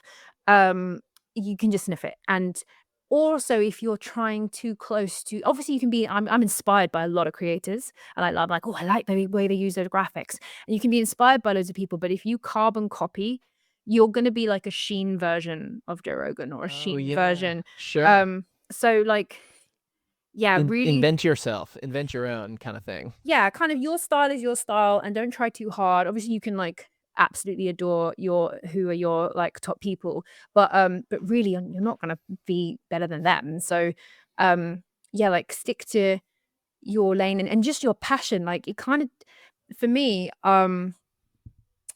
yeah, my whole point about making stuff, it was to like reach. None of my friends really are that interested in ancient history, or like, yeah, like it was a cosmic summit last year. It was the first time. Oh yeah, I was there too. Shoot, we missed each other. We missed Yeah, it. right But on. but at Cosmic Summit last year was the first time that I bought my partner, because he's always been. We got a puppy at the same time that the pandemic. So whenever he also works in films. Whenever he goes for a shoot, one of us always has to be home for the puppy. And it was the first time ever. I said, "Would you like to come to Cosmic Summit and kind of see what I do?" And he was just like blown away, because he wasn't really in the world of ancient history or alternative history, and that was really fun to share him with all of that, but most of my family and friends are just not that interested, and so I wanted to find a community. I wanted to reach other people, and I think that's part of what content is. If people can sense that you're authentically trying to chat about something or find that community, then you will find them. But if you're just trying to get a mic, to get a platform, it's just very different energy. It's weird. Yeah. And I've noticed it, and I've noticed it work because I've sort of done it twice, and I've done it with the comedy thing, and I've done it with the history thing. If that's my like number ones to everyone, I'm like, seriously, don't worry about your numbers. YouTube is like, stay consistent. So for the first year, I did a video every Monday, and it was not so much like the quality of that video. Probably look back and be like, oh, but it was the consistency. So YouTube like rewarded consistent posting. TikTok wasn't not like that at all. Really? What happened with TikTok? So TikTok, it was just TikTok. I have to stay super niche. The only thing that works on TikTok is anything to do with history. If I try to do anything slightly away from it or funny, they don't. No one's interested. Really? Yeah, Interesting. So I think TikTok is, if you can find your whatever like your niche is on TikTok, and then also it doesn't seem to matter when you upload, or it just, if it catches the algorithm, it catches it. And don't take it personally. Some people get so bummed. Like I've done it. I've spent a week editing a video for YouTube, and then it doesn't metrically perform very well. And then the video last week where I interviewed Trevor, I think I spent 3 minutes whacking that together in the edit. I was like, I'm just going to quickly put it up because people need to cross-reference this right now. And that's nearly like 1 million. I think it's my biggest video on YouTube. And I was like, that's the one I spent like no time on. And it's all on Zoom. It's so insulting.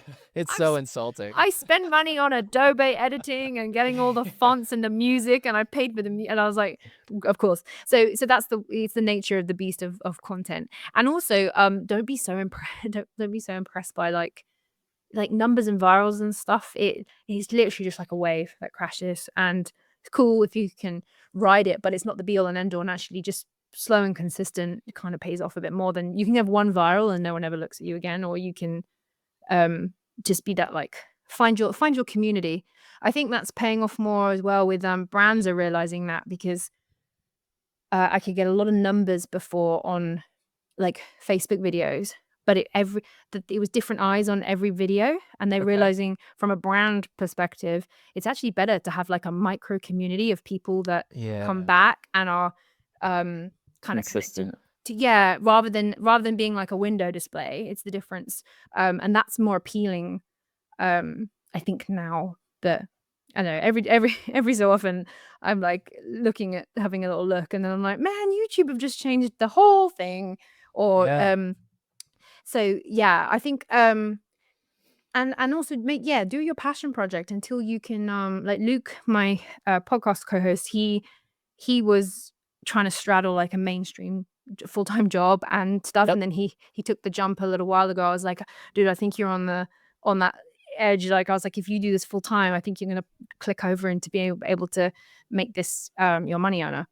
But until that time, like, it's okay. I've had so many jobs as being like a working actor. I've done everything, vaping, and and I've like hustled tables, and I've done everything, and and that's cool as well. Just keep the passion, because the one bad thing is when your passion becomes your job, it can kill the passion. If I see another pyramid again, kind of thing, it wears you out. Oh, you get a bit desensitized to it, because it's like Yeah, because then the stuff. So I've always tried to keep a thing of like, if I'm not genuinely in the mood to make a YouTube video, I will not film it, because I just feel like people are gonna they're gonna be able to feel me being like, "Hi guys." So yeah, I want to be. It reminds me of there's an Alan Watts quote where he said, "I think we need to start teaching our kids not that they have to work hard, but that they have to work joyfully." And if we instill this idea that work should be joyful and not Yeah, that work should be hard and toil, and if it doesn't have to be, yeah. then let's figure out how to work joyfully, and it'll come through. It'll come through in the work because you're actually enjoying the process more than just doing it for the outcome. And trolls as well. Like, oh my gosh, I've been on the internet like nearly 10 Oh years. yeah. How do you handle Like, comments? Do you look at them? I just, yeah, sometimes, but also like I've had everything, and it's like cool. Like at the end of the day, trolls who do big nasty comments, it's like, Yeah. thanks for the engagement, dude. Thanks Like, for the algorithm bump. like Yeah. you do not have to watch. Or so many people are like, oh my god, she doesn't even know what she's talking about. She's got no qualifications. Or like, she's not taking it seriously. People get really annoyed that I do it very lightheartedly, or I do it like, I'll try and read as many scientific papers if I can, and then I try and put it into my personal thing is that I'm just trying to relay as if I was talking to you in the pub or at a barbecue, and I just met you, or you're my oldest friend, and I'm just trying to relay what I've just heard, and I'm just a relay person. That's kind Sure. of my. I'm not here to be like, I've studied in this university, and like, but people get really pissed that I'm either doing it so casually, or that, I don't know, they just don't like the energy I do it with. But I'm like, cool. That's how I do it over here. Thank you for watching. Yeah, it has nothing. Well, it has nothing to do with you, right? Everybody's comments, they don't have anything to do Yeah. with you. It's a reflection of their own, whatever they're doing. Yeah. You One know, There was a that's weird good. comment once, because I used to, in my earlier videos, when I put a bit more effort into like getting my face ready for camera, I used to do like fun, cool makeup stuff, and some people were like, she can't be into history and lipstick. I thought that was a really weird comment. I was like, Strange take. I do. I love pyramids and I love lipstick. So So weird. sorry, dude. It was really weird. Really, really weird. It sounds like having a background in comedy kind of got you ready too, because it seems like being in comedy would give you a lot of thick skin, or ability to take a joke, kind of. Yeah. Like a lot of humor. I like humor. I like dark humor. Mm. Yeah, dark humor. What are some of your favorite shows or movies, or like what represents that for you? Oh, okay. Well, in my comedy, big influences on. My thing is I like physical comedy, and Okay. do you know Mr. Bean? Oh yeah. Yeah. Oh yeah. Okay, so Mr. Bean He's was the king. was the king of like silent physical comedy. Growing Yeah. up, massive fan of Mr. Bean. He was the best part of the London Olympics when he showed up at the Yes! ceremony. I Yeah. still remember Mr. Bean showing up for that ceremony. So so a lot of my earlier, when I started doing Facebook videos, I actually had no words in the comedy. Oh, It would be visual gags, visual videos, awesome. which is why I think they did quite well internationally, because it wasn't Yeah, like you an don't need intellect- English. Yeah, it was just me bumping into stuff, falling over stuff. I saw Mr. Beast. He said the same thing on some clip. He said, my best clips are the ones, he showed one where he's like running with a bunch of stuff in his hands and it's falling or something. And Yeah. he's like, no words. He's like, because it goes global and it gets Yeah. 10x the views of everything else. So being able to, like, that physical comedy is my favorite. My dad educated me and my brother quite well. Like, we grew up watching like Laurel and Hardy and the Three Stooges, and so I had like a weird comedy, Martin Short and Steve Martin. Oh, I was going to My- ask about Steve Martin. Yeah, I mean, Yeah. very right in the pocket of physical comedy. So that's what I grew up watching. My dad would show us a lot of 80s movies and older movies, and so they really inspired me. I just love it. For me, what tickles me, I love just awkward, embarrassing moments, and I love the Yeah. reaction. Like when I see someone like go to shake someone's hand and the other person doesn't see, and then I'm what that person then does by being like, or that's the amount of times that I've thought I've seen someone that I recognize, and I'm shouting and being like, oh my God, Carol. And then it's not Carol. And like, what do you do when you then pass not Carol? And like, it really tickles me. So that inspires me. And it was the same. I did the same thing when I was doing comedy videos. My first ever like viral video was years ago on Facebook, and it was called Sleeping in Bed with Your Girlfriend or something like that. And it was basically because I'm quite a mover in the night. I rotate and wriggle, and I used to sleepwalk and stuff. So I made this, like a non-verbal, just to funny music, an edit of what it's like to sleep next to, and then I think that's quite a universal topic, it Yeah. seems, because Resonates. it got 360 million views. Oh my gosh. And it was literally like, oh wow. And then the other video, 360 million views? yeah, I've never ever, that was on You reached like a Facebook. quarter of the internet on That was on TikTok? Yeah. What was that on? It was on Facebook back On at like Facebook. 2016 or something. That's the population of America. Right? That's was like, incredible. and it's got a lot of video views on that. And then the other one that went absolutely like global was, the floor is lava, Uh-huh.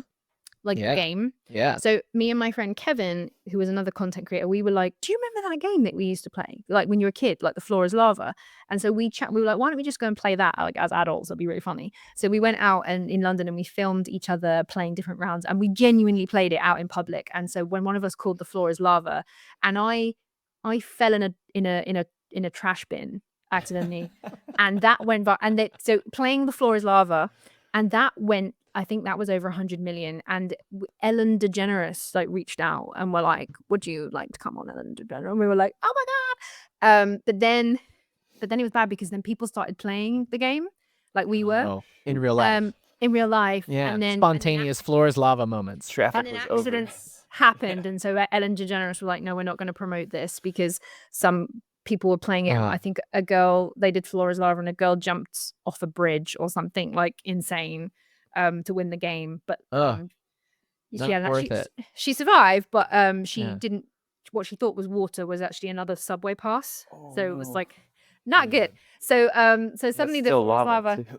Yeah. But then, so that became like a global internet thing. So for years, the people would just scream, "The floor is lava" at me, like, or I'd be lava girl when I'm out and about. And then Netflix picked it up and did a whole show, but they didn't credit me and Kevin for. My kids love watching the Floor is Lava show. Well, 'cause- Netflix came Yeah. across it largely because of it became this like huge internet trend thing. That is incredible. Have you ever processed that you kind of, I guess we all do. So, we're all living in this world creating ripples. So we're all changing the world just by breathing and eating and doing anything.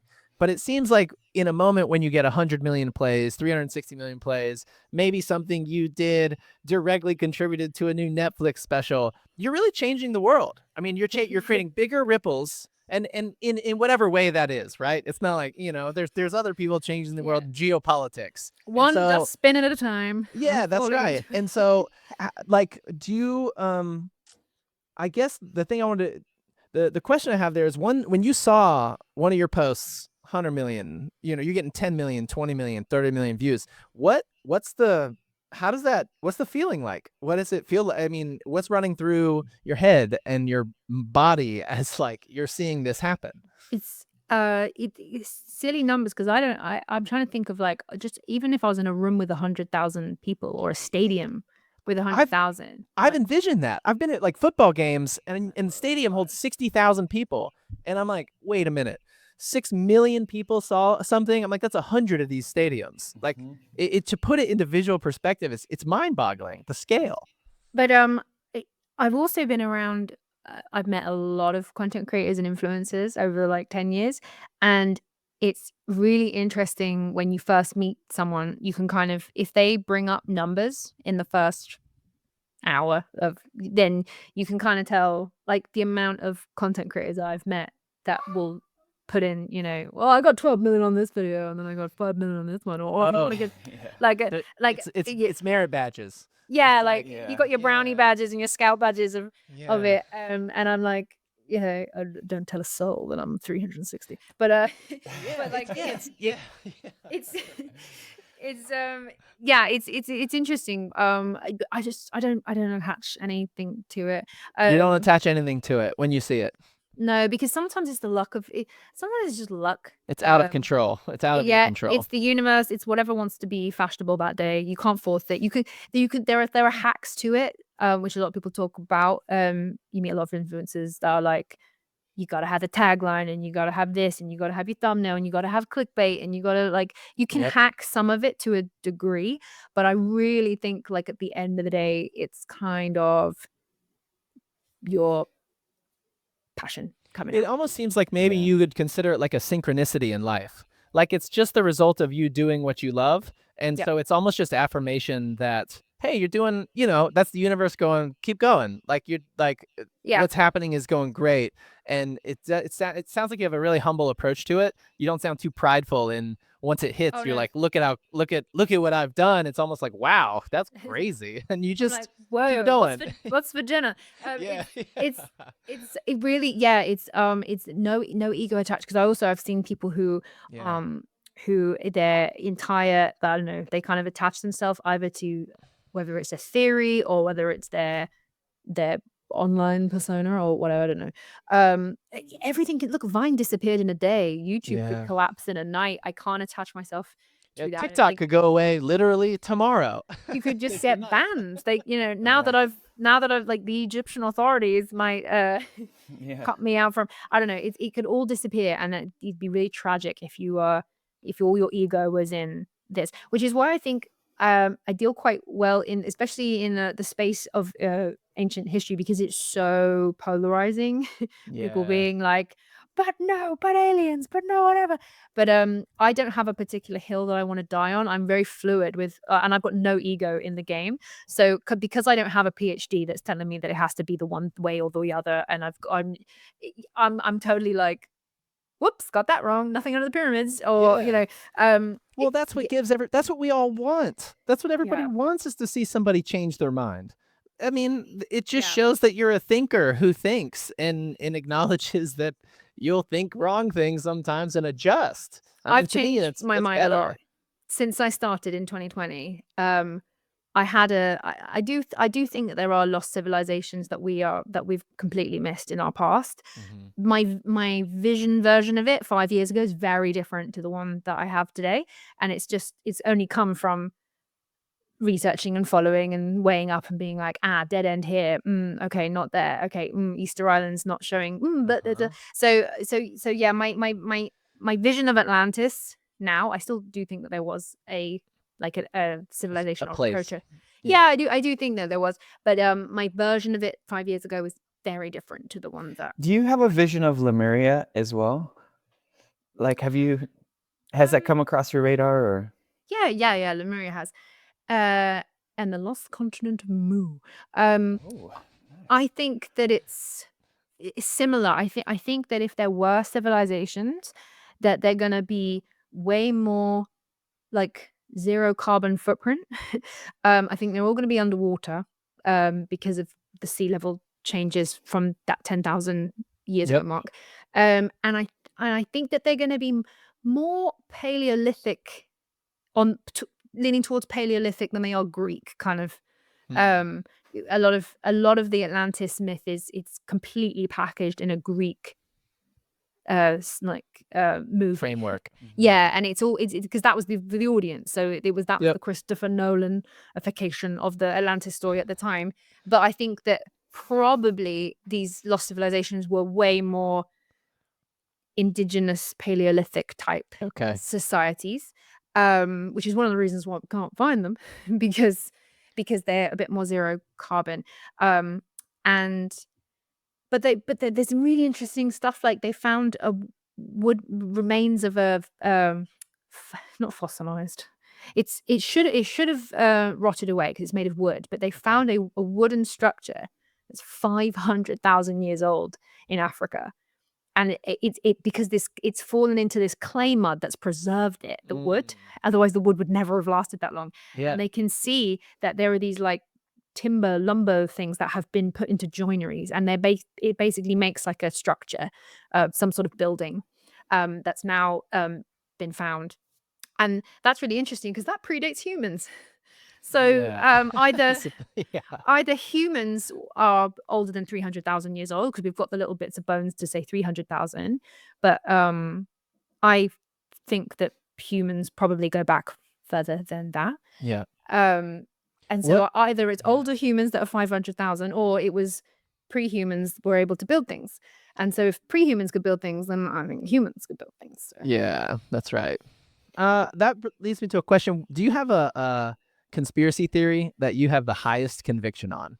Because in all your studies and travels, is there like a conspiracy theory that you're like, I'm all in on? Because I think everybody's got to believe in at least one conspiracy theory. Oh, I love conspiracy I theories. think if you believe in no conspiracy theories, I don't think you're really looking at much. So we like to ask, what's a conspiracy theory where you're kind of, yeah, I think I have pretty high conviction on that. Oh, so many. This is how I start dinner conversations, by the way. For anyone out there, if you need a good way to just kick it off, go straight there. I think the first one that pops into my head is that I think that 9/11 didn't play out quite how we think it did. I remember watching it as a kid, and I remember in the in-time confusion, and just when obviously the 2 World Trade Centers came down, and then the other World Trade Centers, that Tower 7. Yeah. And I was like, oh, but the plane that was supposed to go into that didn't go into. So even as a kid, I was like, what? And then just looking at like the amount of demolition experts that and also like no other plane that's gone into a building ever has made it do that. Like Concertina, just perfect demolition. Not even like and it happened not once but twice. Like if it happening one time is like a physics like whoa, but it happened. So there's part of me that's going, I kind of side with the all of the experts, all of them. Yeah. I remember seeing the footage from the Pentagon that day too, right? Because they said the plane hit the Pentagon, but this thing was going so fast. There was no fuselage, there was no wreckage. So the conspiracies, it was a rocket, it was a missile, it was something, it was not a plane. And there was the one gas station that kind of had some of the footage, and they confiscate all the footage from that, and they've never released it. All the CCTV. Just like, it's like, what's going on here? And the one camera, I remember it was like the frame rate. Someone did the frame rate of it because you see, like, you can stop. It was really a janky camera because it was some closed caption thing, and they stopped the frame rate, and you can see here, and they're like, that speed is like 1,500 miles an hour from that frame to that frame. There's no way that was a plane.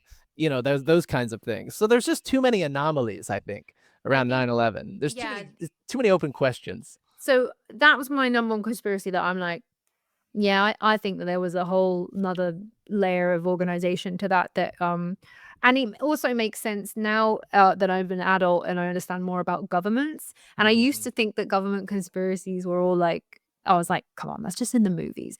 And then we've lived through things like the pandemic, and I've seen like real life ways that that governments can like quickly implement laws and not law, and I'm just, and especially just I think that government secrets are a bit more real, and there's a lot of power, and the whole Epstein thing. Totally. And I'm like okay, so there's so much going on. It's not just in the movies, it is real, and you will be taken out. And there are and even on a micro scale of I have a scientist friend who wrote a peer-reviewed paper with some Russian scientists, and they released the paper, I think it was the beginning of last year, and their paper was basically saying that they have been running tests on nuclear fusion happening in water cavitation, which was started to gain traction in the 80s, looking at like water cavitation, essentially the scary words cold fusion, and it all got like trashed and put away. But they've been re-looking into it, and they basically found that that you can get nuclear reactions in water. And they released this paper, and it immediately got like attacked. And then they hired a private investigator to find out who was because it then had like a warning note on the paper. So there's a whole like Wow.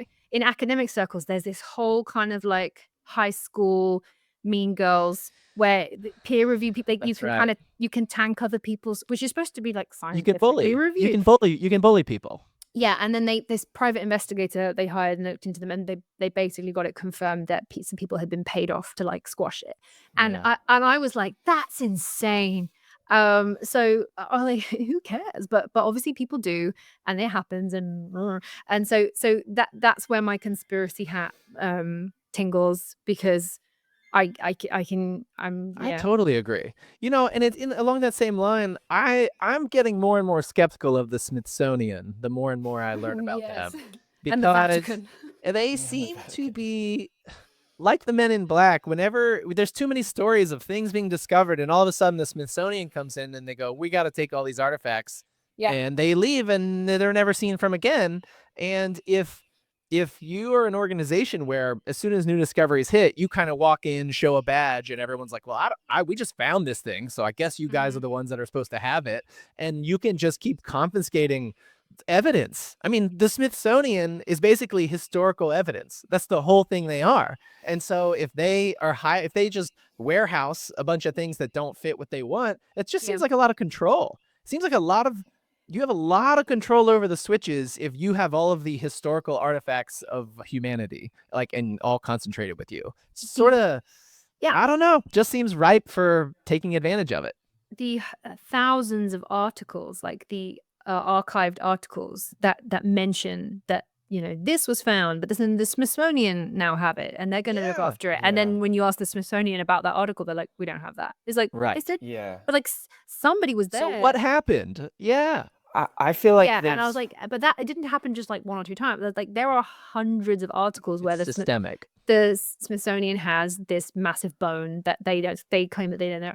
Yeah, and it's the same with the Vatican. I think the Vatican have a lot of things. They do. They do. There's a whole underground library, right?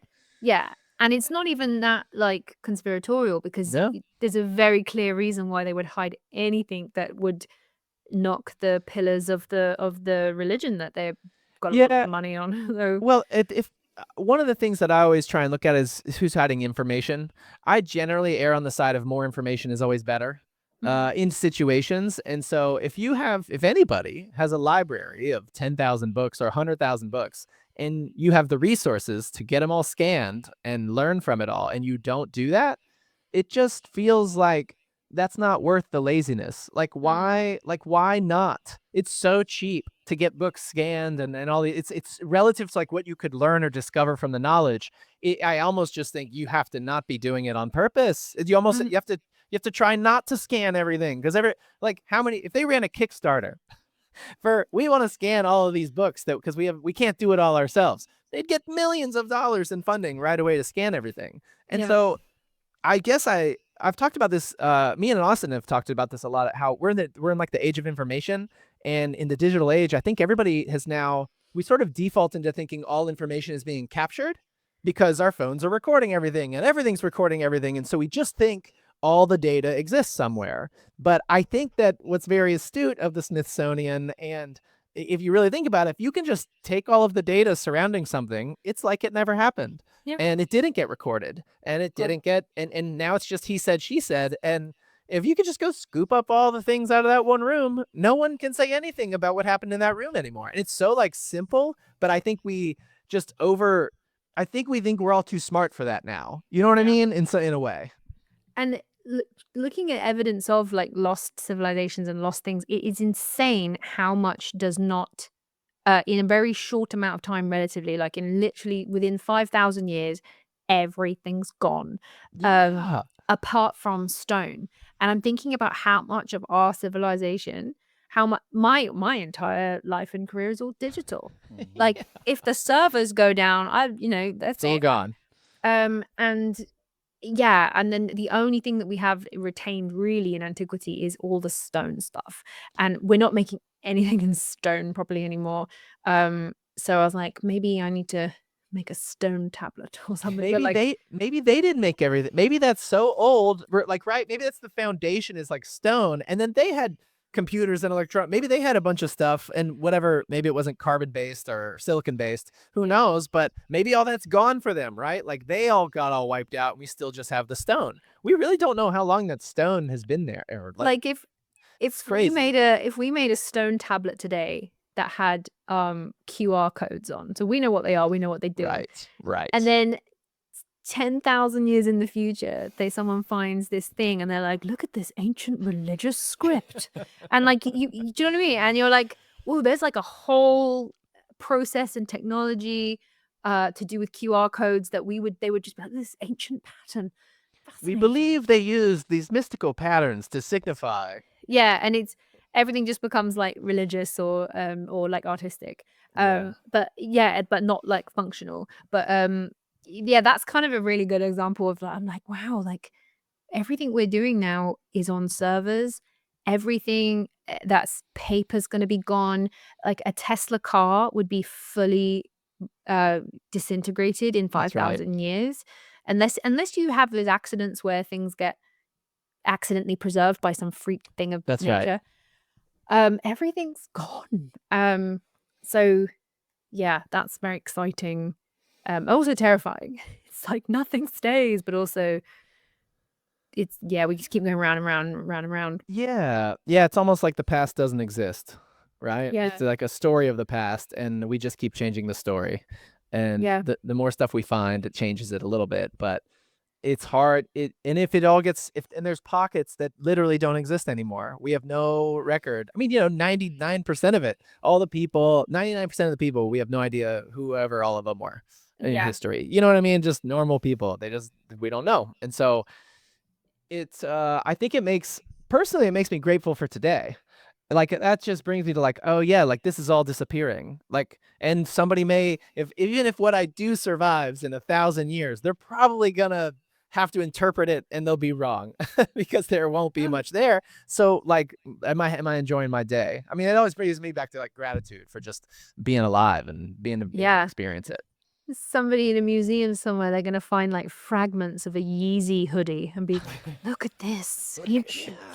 The priests wore this. To the god Yeezy. Get it so wrong. Do you know one of my favorite movies? It's like a guilty pleasure movie. I love it. It's so bad, but I love it. Is The Time Machine with Guy Pearce. I think it's like 2001. Yeah. Cool. That's a deep cut. I love that movie. I rewatch it every couple of years. I liked it as a kid, but I think I love the concept of the movie of this guy the scientist going, why can't I change the past? And so he invents a time machine and he goes back and he can't change what's already, like, everything's sort of, if someone's going to die, they're going to die. And then he goes into the future, and then just that whole idea, because I'd seen loads of movies where people go back to the future, but going forward 1,000,000 years into the future, that really like set my brain on fire. And then it's the same thing. They had little fragments of ancient New York City, and it was like, yes, these are the old stone people. And it's like Times Square. I love that movie. It's so cheesy and so great. But I often think, like, if I had a time machine, where would I go? Would I go forward? Would I go back? Would it make a difference? Would it make a difference? How does it? I don't know.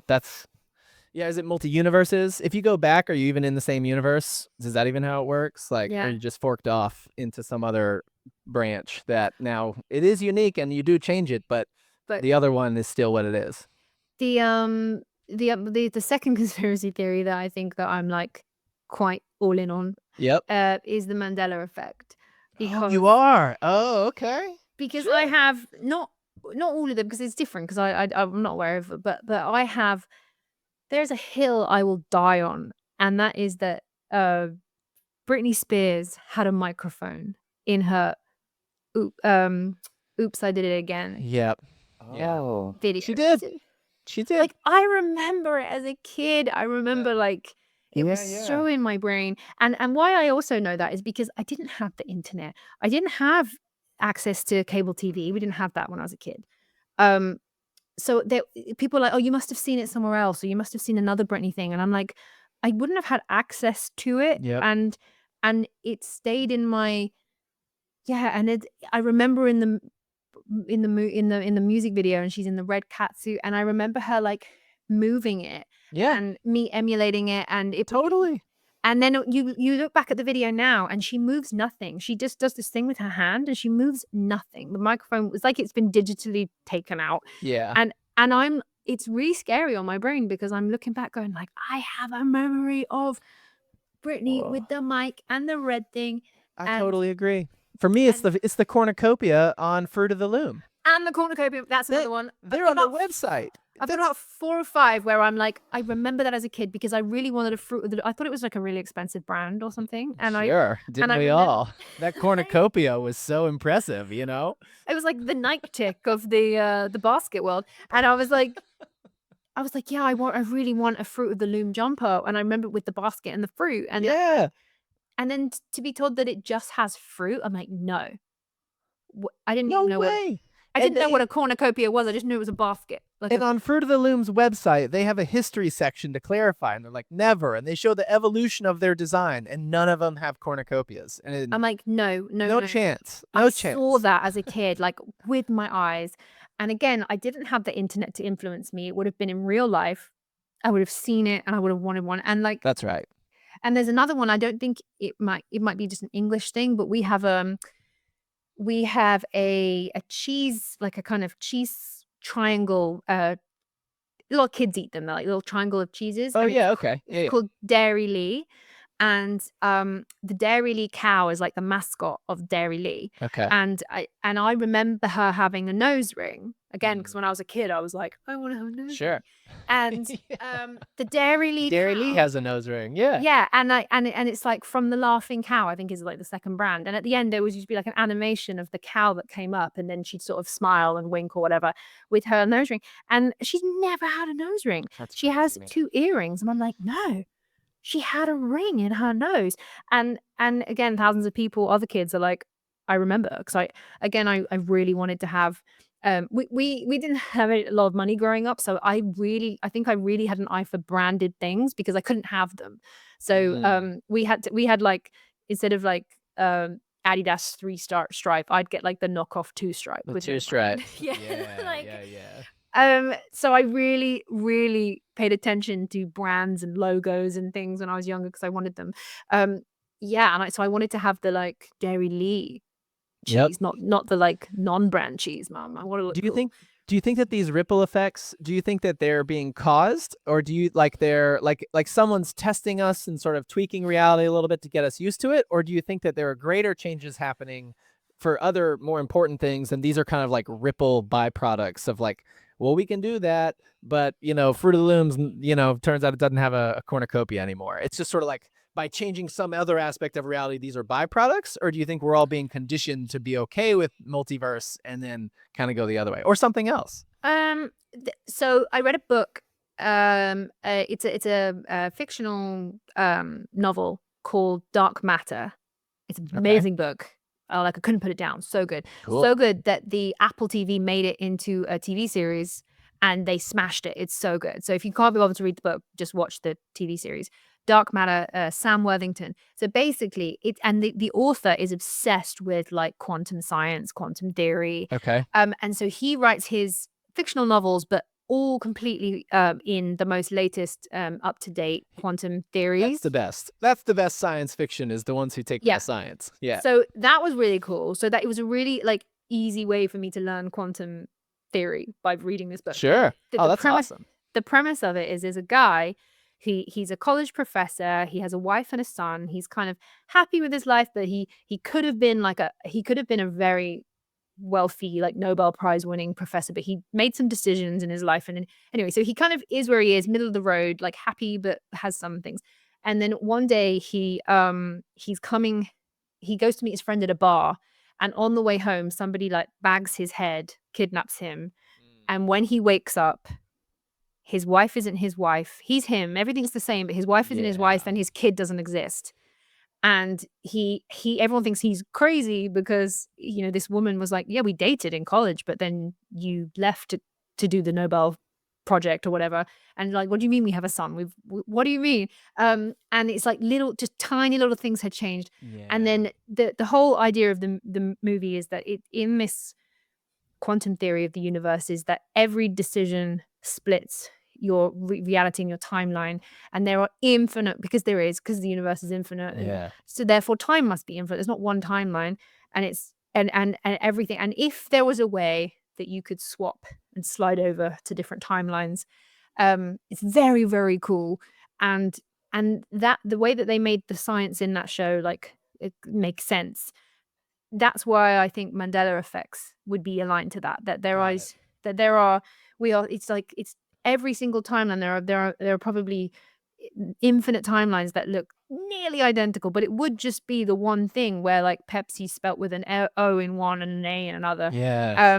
And it all fits in scientific quantum theory if you're looking at this infinite corridor of Well, and maybe we've been having Mandela effects for thousands of years, but just we haven't recorded them, and we haven't had the internet that's kind of let everybody take photos and even collectively ask if anybody remembers. I mean, let's just say the Berenstain Bears were spelled the other way, and I Yeah. grew up and now they're spelled another way. I could ask like 4 of my friends, hey, do y'all remember it being spelled this way? And they'd go, yeah or no. And then we'd be like, that's weird. But like Yeah. when millions of people on the internet can all agree with you, and all of a Yeah. sudden you go, wait, we all have a collective memory that's not true? Like, what is happening here? And so I think maybe they've been going on for forever. We just haven't had the method of sort of like noticing them yet. That's true, because it's only because we can reach out and speak to more people, because like 20, 30 years ago, you would only be able to ask your tribe. Yeah, and it that's wouldn't right. seem that amazing. But it's when it's the thousands of people, and it's the little traces in cultural history. Yep. And we haven't Echoes had of it. singular events affect so many people before.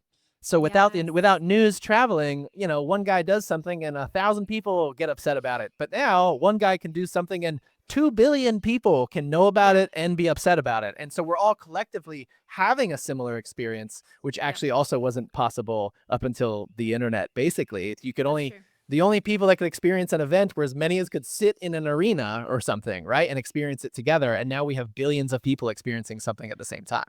I haven't researched because I was under the impression that there's no Mandela effects before the 2007 Yeah, I've heard that. I've heard that too. CERN. So it's interesting. If they keep up, if they predate it, then that's cool. I because then just mean, I guess it's proving that they didn't exist is probably pretty hard. I just mean they could have, but we just could've. They we weren't just never recorded. noticed because Yeah. we never had TikTok Yeah. to say, hey, has anybody else said this? And then, you know what I mean? Like, how would you actually prove other than before then, it would just have to be somebody going, I thought that cereal was spelled this way when we were kids. No? Yeah. Okay. And that's as far as you kind of could really give it credibility. I think obviously these little Mandela effects, they're very real for people who, like, for me, the ones that I remember, Totally. and I'm like, I Convinced. remember that. Yeah. I remember the Monopoly guy with the monocle. 100%. I remember that as a Yeah. kid. But I think it'd be something, like if we get one where, like globally, like Princess Diana didn't die in a car crash in Paris. She died somewhere. Like it would be Yeah. like, no, I remember, or That's something right. happens like the Twin Towers. It wasn't. Yeah. There's if the Mandela effect happens where something In completely something really, really vivid. where Yeah. there's more people than I guess remember it one with. But also, maybe those can't be affected because of quantum mechanics. I actually think maybe if everybody has a strong enough belief about a specific thing, then that field is kind of locked or stronger, and it's harder to change. Versus something as nebulous as Berenstain Bears, and is that an E or an A? We all kind of vaguely remember it, and so it almost like our belief in that spelling wasn't as collective enough to lock it into place. So Yeah. maybe some of these Mandela effects are sort of, that's why they're all peripheral, kind of, it's not really that important because do they have a monocle or not? I mean, ultimately we don't all have a belief about that one way or the other, it seems. Yeah. But the Twin Towers going down or something very central, maybe there's too much belief in that event to change it. You know what I mean? Consciousness has locked it. That's right. That's right. It's hit some threshold to where Yeah. it can't be changed until that belief, all those beliefs fields deconstruct off that one. Yeah, it's odd. And I do think that, there's something, because people say about like manifesting, you manifest your best timeline. And it can seem a bit like woo-woo. Yeah, yeah. But it makes sense in the quantum world. Yeah, like your decisions they literally they force and diverge It actually changes reality. your reality, and Yeah. so if you actively make decisions one way, and you can manifest your in theory to your highest timeline. If you're like, and then the studies about like the power of prayer, and Yeah. what's the other one, which is basically just like when like the hive mind of forced thinking and focused thinking can make effect on things, and the what's it called effect, placebo effect, which is very real. Oh yeah. Yeah. Lots of placebo out there. They've made bald men grow hair just because they think that they are having something that can grow their hair. So therefore their hair follicles grow back. But they're actually just got sugar water on their head. And Or there's like the story of the guy who he wanted to get out of this world, and so he took a bunch of pills, and then he starts freaking out and dying, and he changes his mind, goes to the hospital, and they're like, and he's like cardiac arrest. I mean, all this stuff starts happening, and then they find out he just accidentally took like a bunch of vitamin C. Like it was it wasn't actually poisonous, and they tell him, and as soon as he heard it, his heart stopped, all physical things dialed down. He was like, really? And then he kind of stood up and he walked out. But like before he knew he had taken sugar pills, he was actually going through the motions of his body was dying and shutting down. Like, what the heck is that? That's wild. He didn't even have any poison in his body. I wish that there was a sort of like some sort of pretend pain, like a pain relief for giving birth. I'm just thinking of like, that'd be great. If I think I'm getting something, they'll be like, don't worry, this is just going to be fine. And then, you get the epidural. That's pretty good. I do get the real drugs, but yeah, that one will work. That would be an interesting study on birth. Have you looked into hypnosis, hypnotism births? Not hypnotism, but I'm looking at hypno breathing, because that. Oh, okay. Because my friends who have been through this before have said that's one of the only things, aside from like the drugs. Sure. One of the only useful things is like hypnobirthing, like breathing through it and breathing through the pain. And that's right. You go somewhere else, you know. It's funny though with my wife. For what it's worth, we had my oldest. We had a rough birth for that one. Great. And then the other two we didn't. But what I can say is she actually said, even despite that, she said being pregnant and sick for the whole 9 months, that was worse than the day of delivering in hindsight. And so I think the things you're doing right now, maybe this is the hardest part. And while that one day is pretty acute, it's very finite. It's very just kind of like a couple of hours, 24 hours. I mean, we were there for a couple of days. But in hindsight, she was like, "Oh, being sick for 9 months was way harder, harder. For sure." Yeah. So you're in it. You're in the middle of it. Yeah, I've heard that. I've heard that newborn tiredness is nothing compared to pregnancy tiredness. Yeah. So like, it's all tired. It's all just you're just tired. You're just existing. And hey, this was great. We're coming up on 2 hours, so I think we should probably wrap this up, because you've been sitting with us really nicely. So I appreciate it. And I think Austin's been having some, like I said, he's at his parents' house helping out his dad, and so I think his internet is having some issues. Or he's just popped into another quantum realm. He's just lifted off out of here. That's right. My preferred method of existence. Stuff like that.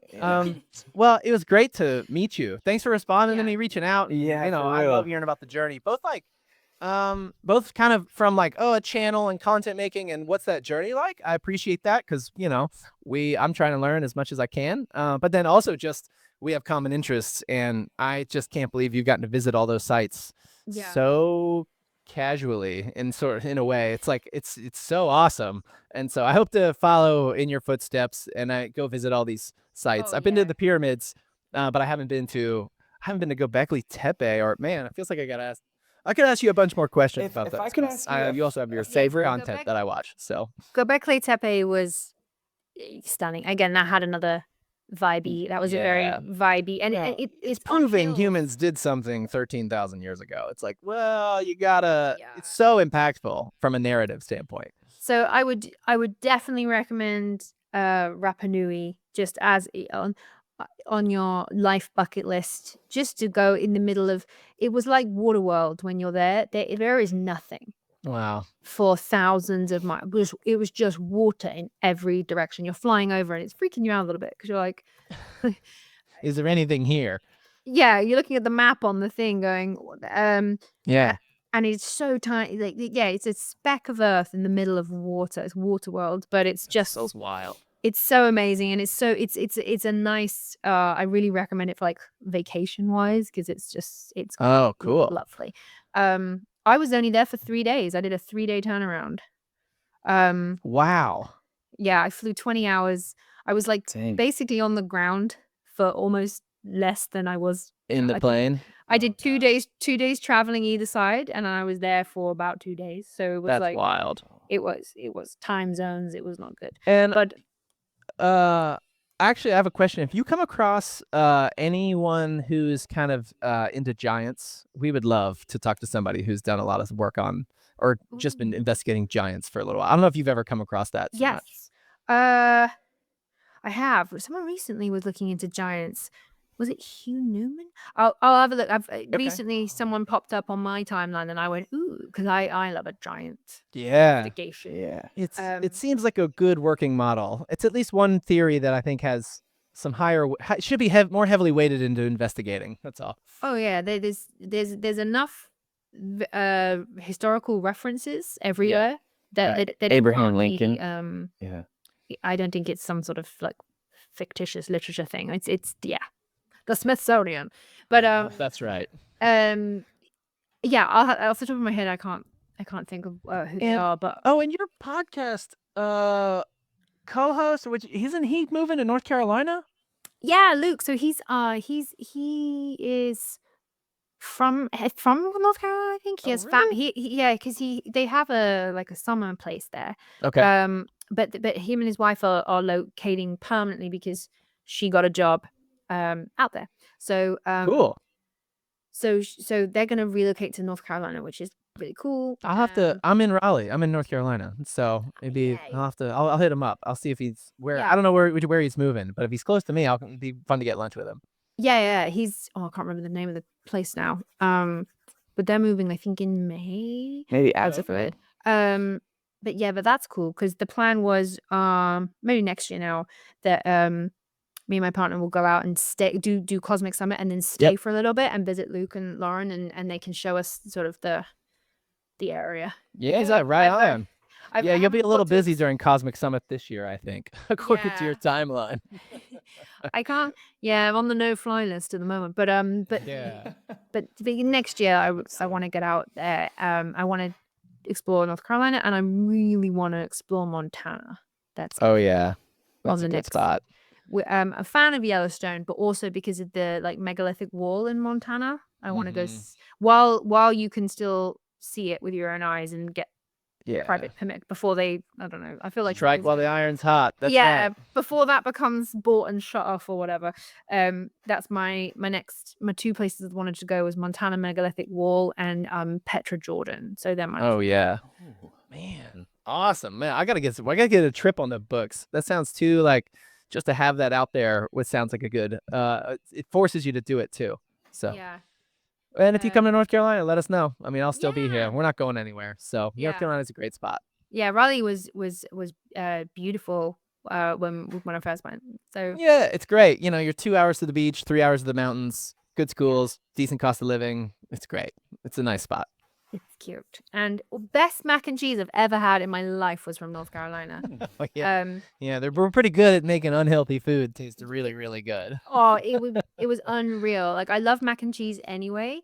But I had my best one, and then my friend, Steph, who runs Cosmic Summit, she did some research and she was like, I found the secret ingredient, and it's this like Creole spice, and she's cracked the code, and now I make mac and cheese, and I just put that spice on everything, and it's unreal. It's unlocked my mac and cheese experience. You know, that's so funny. I've had if people always ask me like, what's your favorite burger?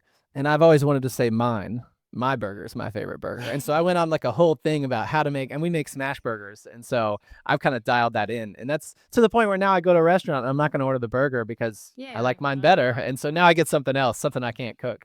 But Yeah, it sounds I like do you've that. nailed it on the mac and cheese. But yeah, and it was literally because of North Carolina. It was unreal. I think I had like 3 rounds of it at Cosmic. I was like, Oh shoot. just going back for more because it's so good. Man, I don't know why everybody around here is, yeah, it's the food. I mean, you know, it's hard to stay in shape when you got so much good food around, you know? I mean, yeah, whenever I've gone to America, no offense, the running None- joke is you weigh in and weigh out of America. But None it's like taken. I come Yeah. back a different weight. But You take a little bit of America with you when you leave. Yeah. the planes are always a bit heavier going back towards That's right. this way. They have to calculate the weight, but it's good. It's like I always, even as a kid, I loved going to America because I just knew I was gonna get all the fun foods and donuts for breakfast. And That's awesome. Well, it was great meeting you. Thanks for Thank taking the time to you. chat with us. This was fun. that's And all right. we'll let you know when it's live, and you know, Yeah. best then of luck.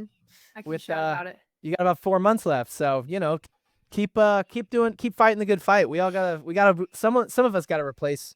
We gotta keep populating the earth, you I know. know. So you're playing your part. Next generation.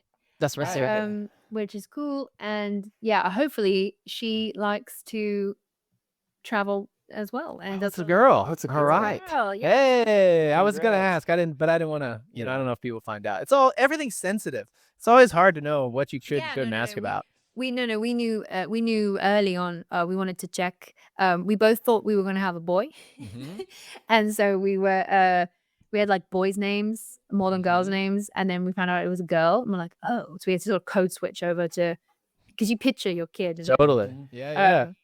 and then we decided because we had some really cool boys' names, and then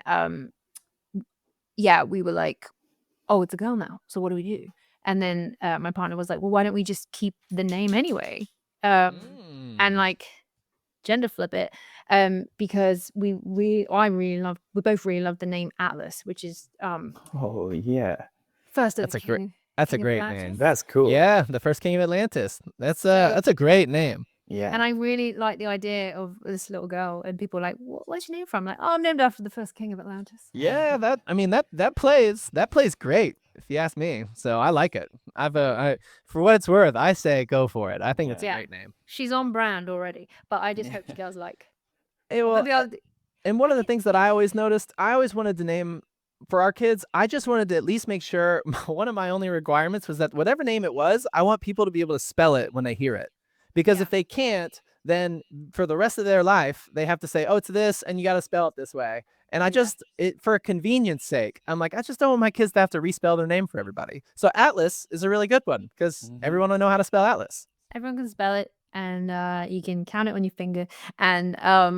And I think maybe her first job, I'll just attach a little GoPro on her and send her into all the small temple faces I can't go. Oh yeah, She get did into those little places, you know. Toddler temple run and be like, go get the footage. That's great. Never before, you know. Yeah. You're breaking new ground here. You know, that's no one else is doing it. Yeah, no one. Child We labor. originally were laws. That's right. But, that's right. But yeah, so yeah, bring on the summer. It's gonna be cool. Right. Thank Sounds you very good. much, Matt. Thanks a Have lot. good rest of the day, and say goodbye to Austin in whatever dimension he's in. Will Yeah. do. Thanks a lot. Appreciate it. See ya.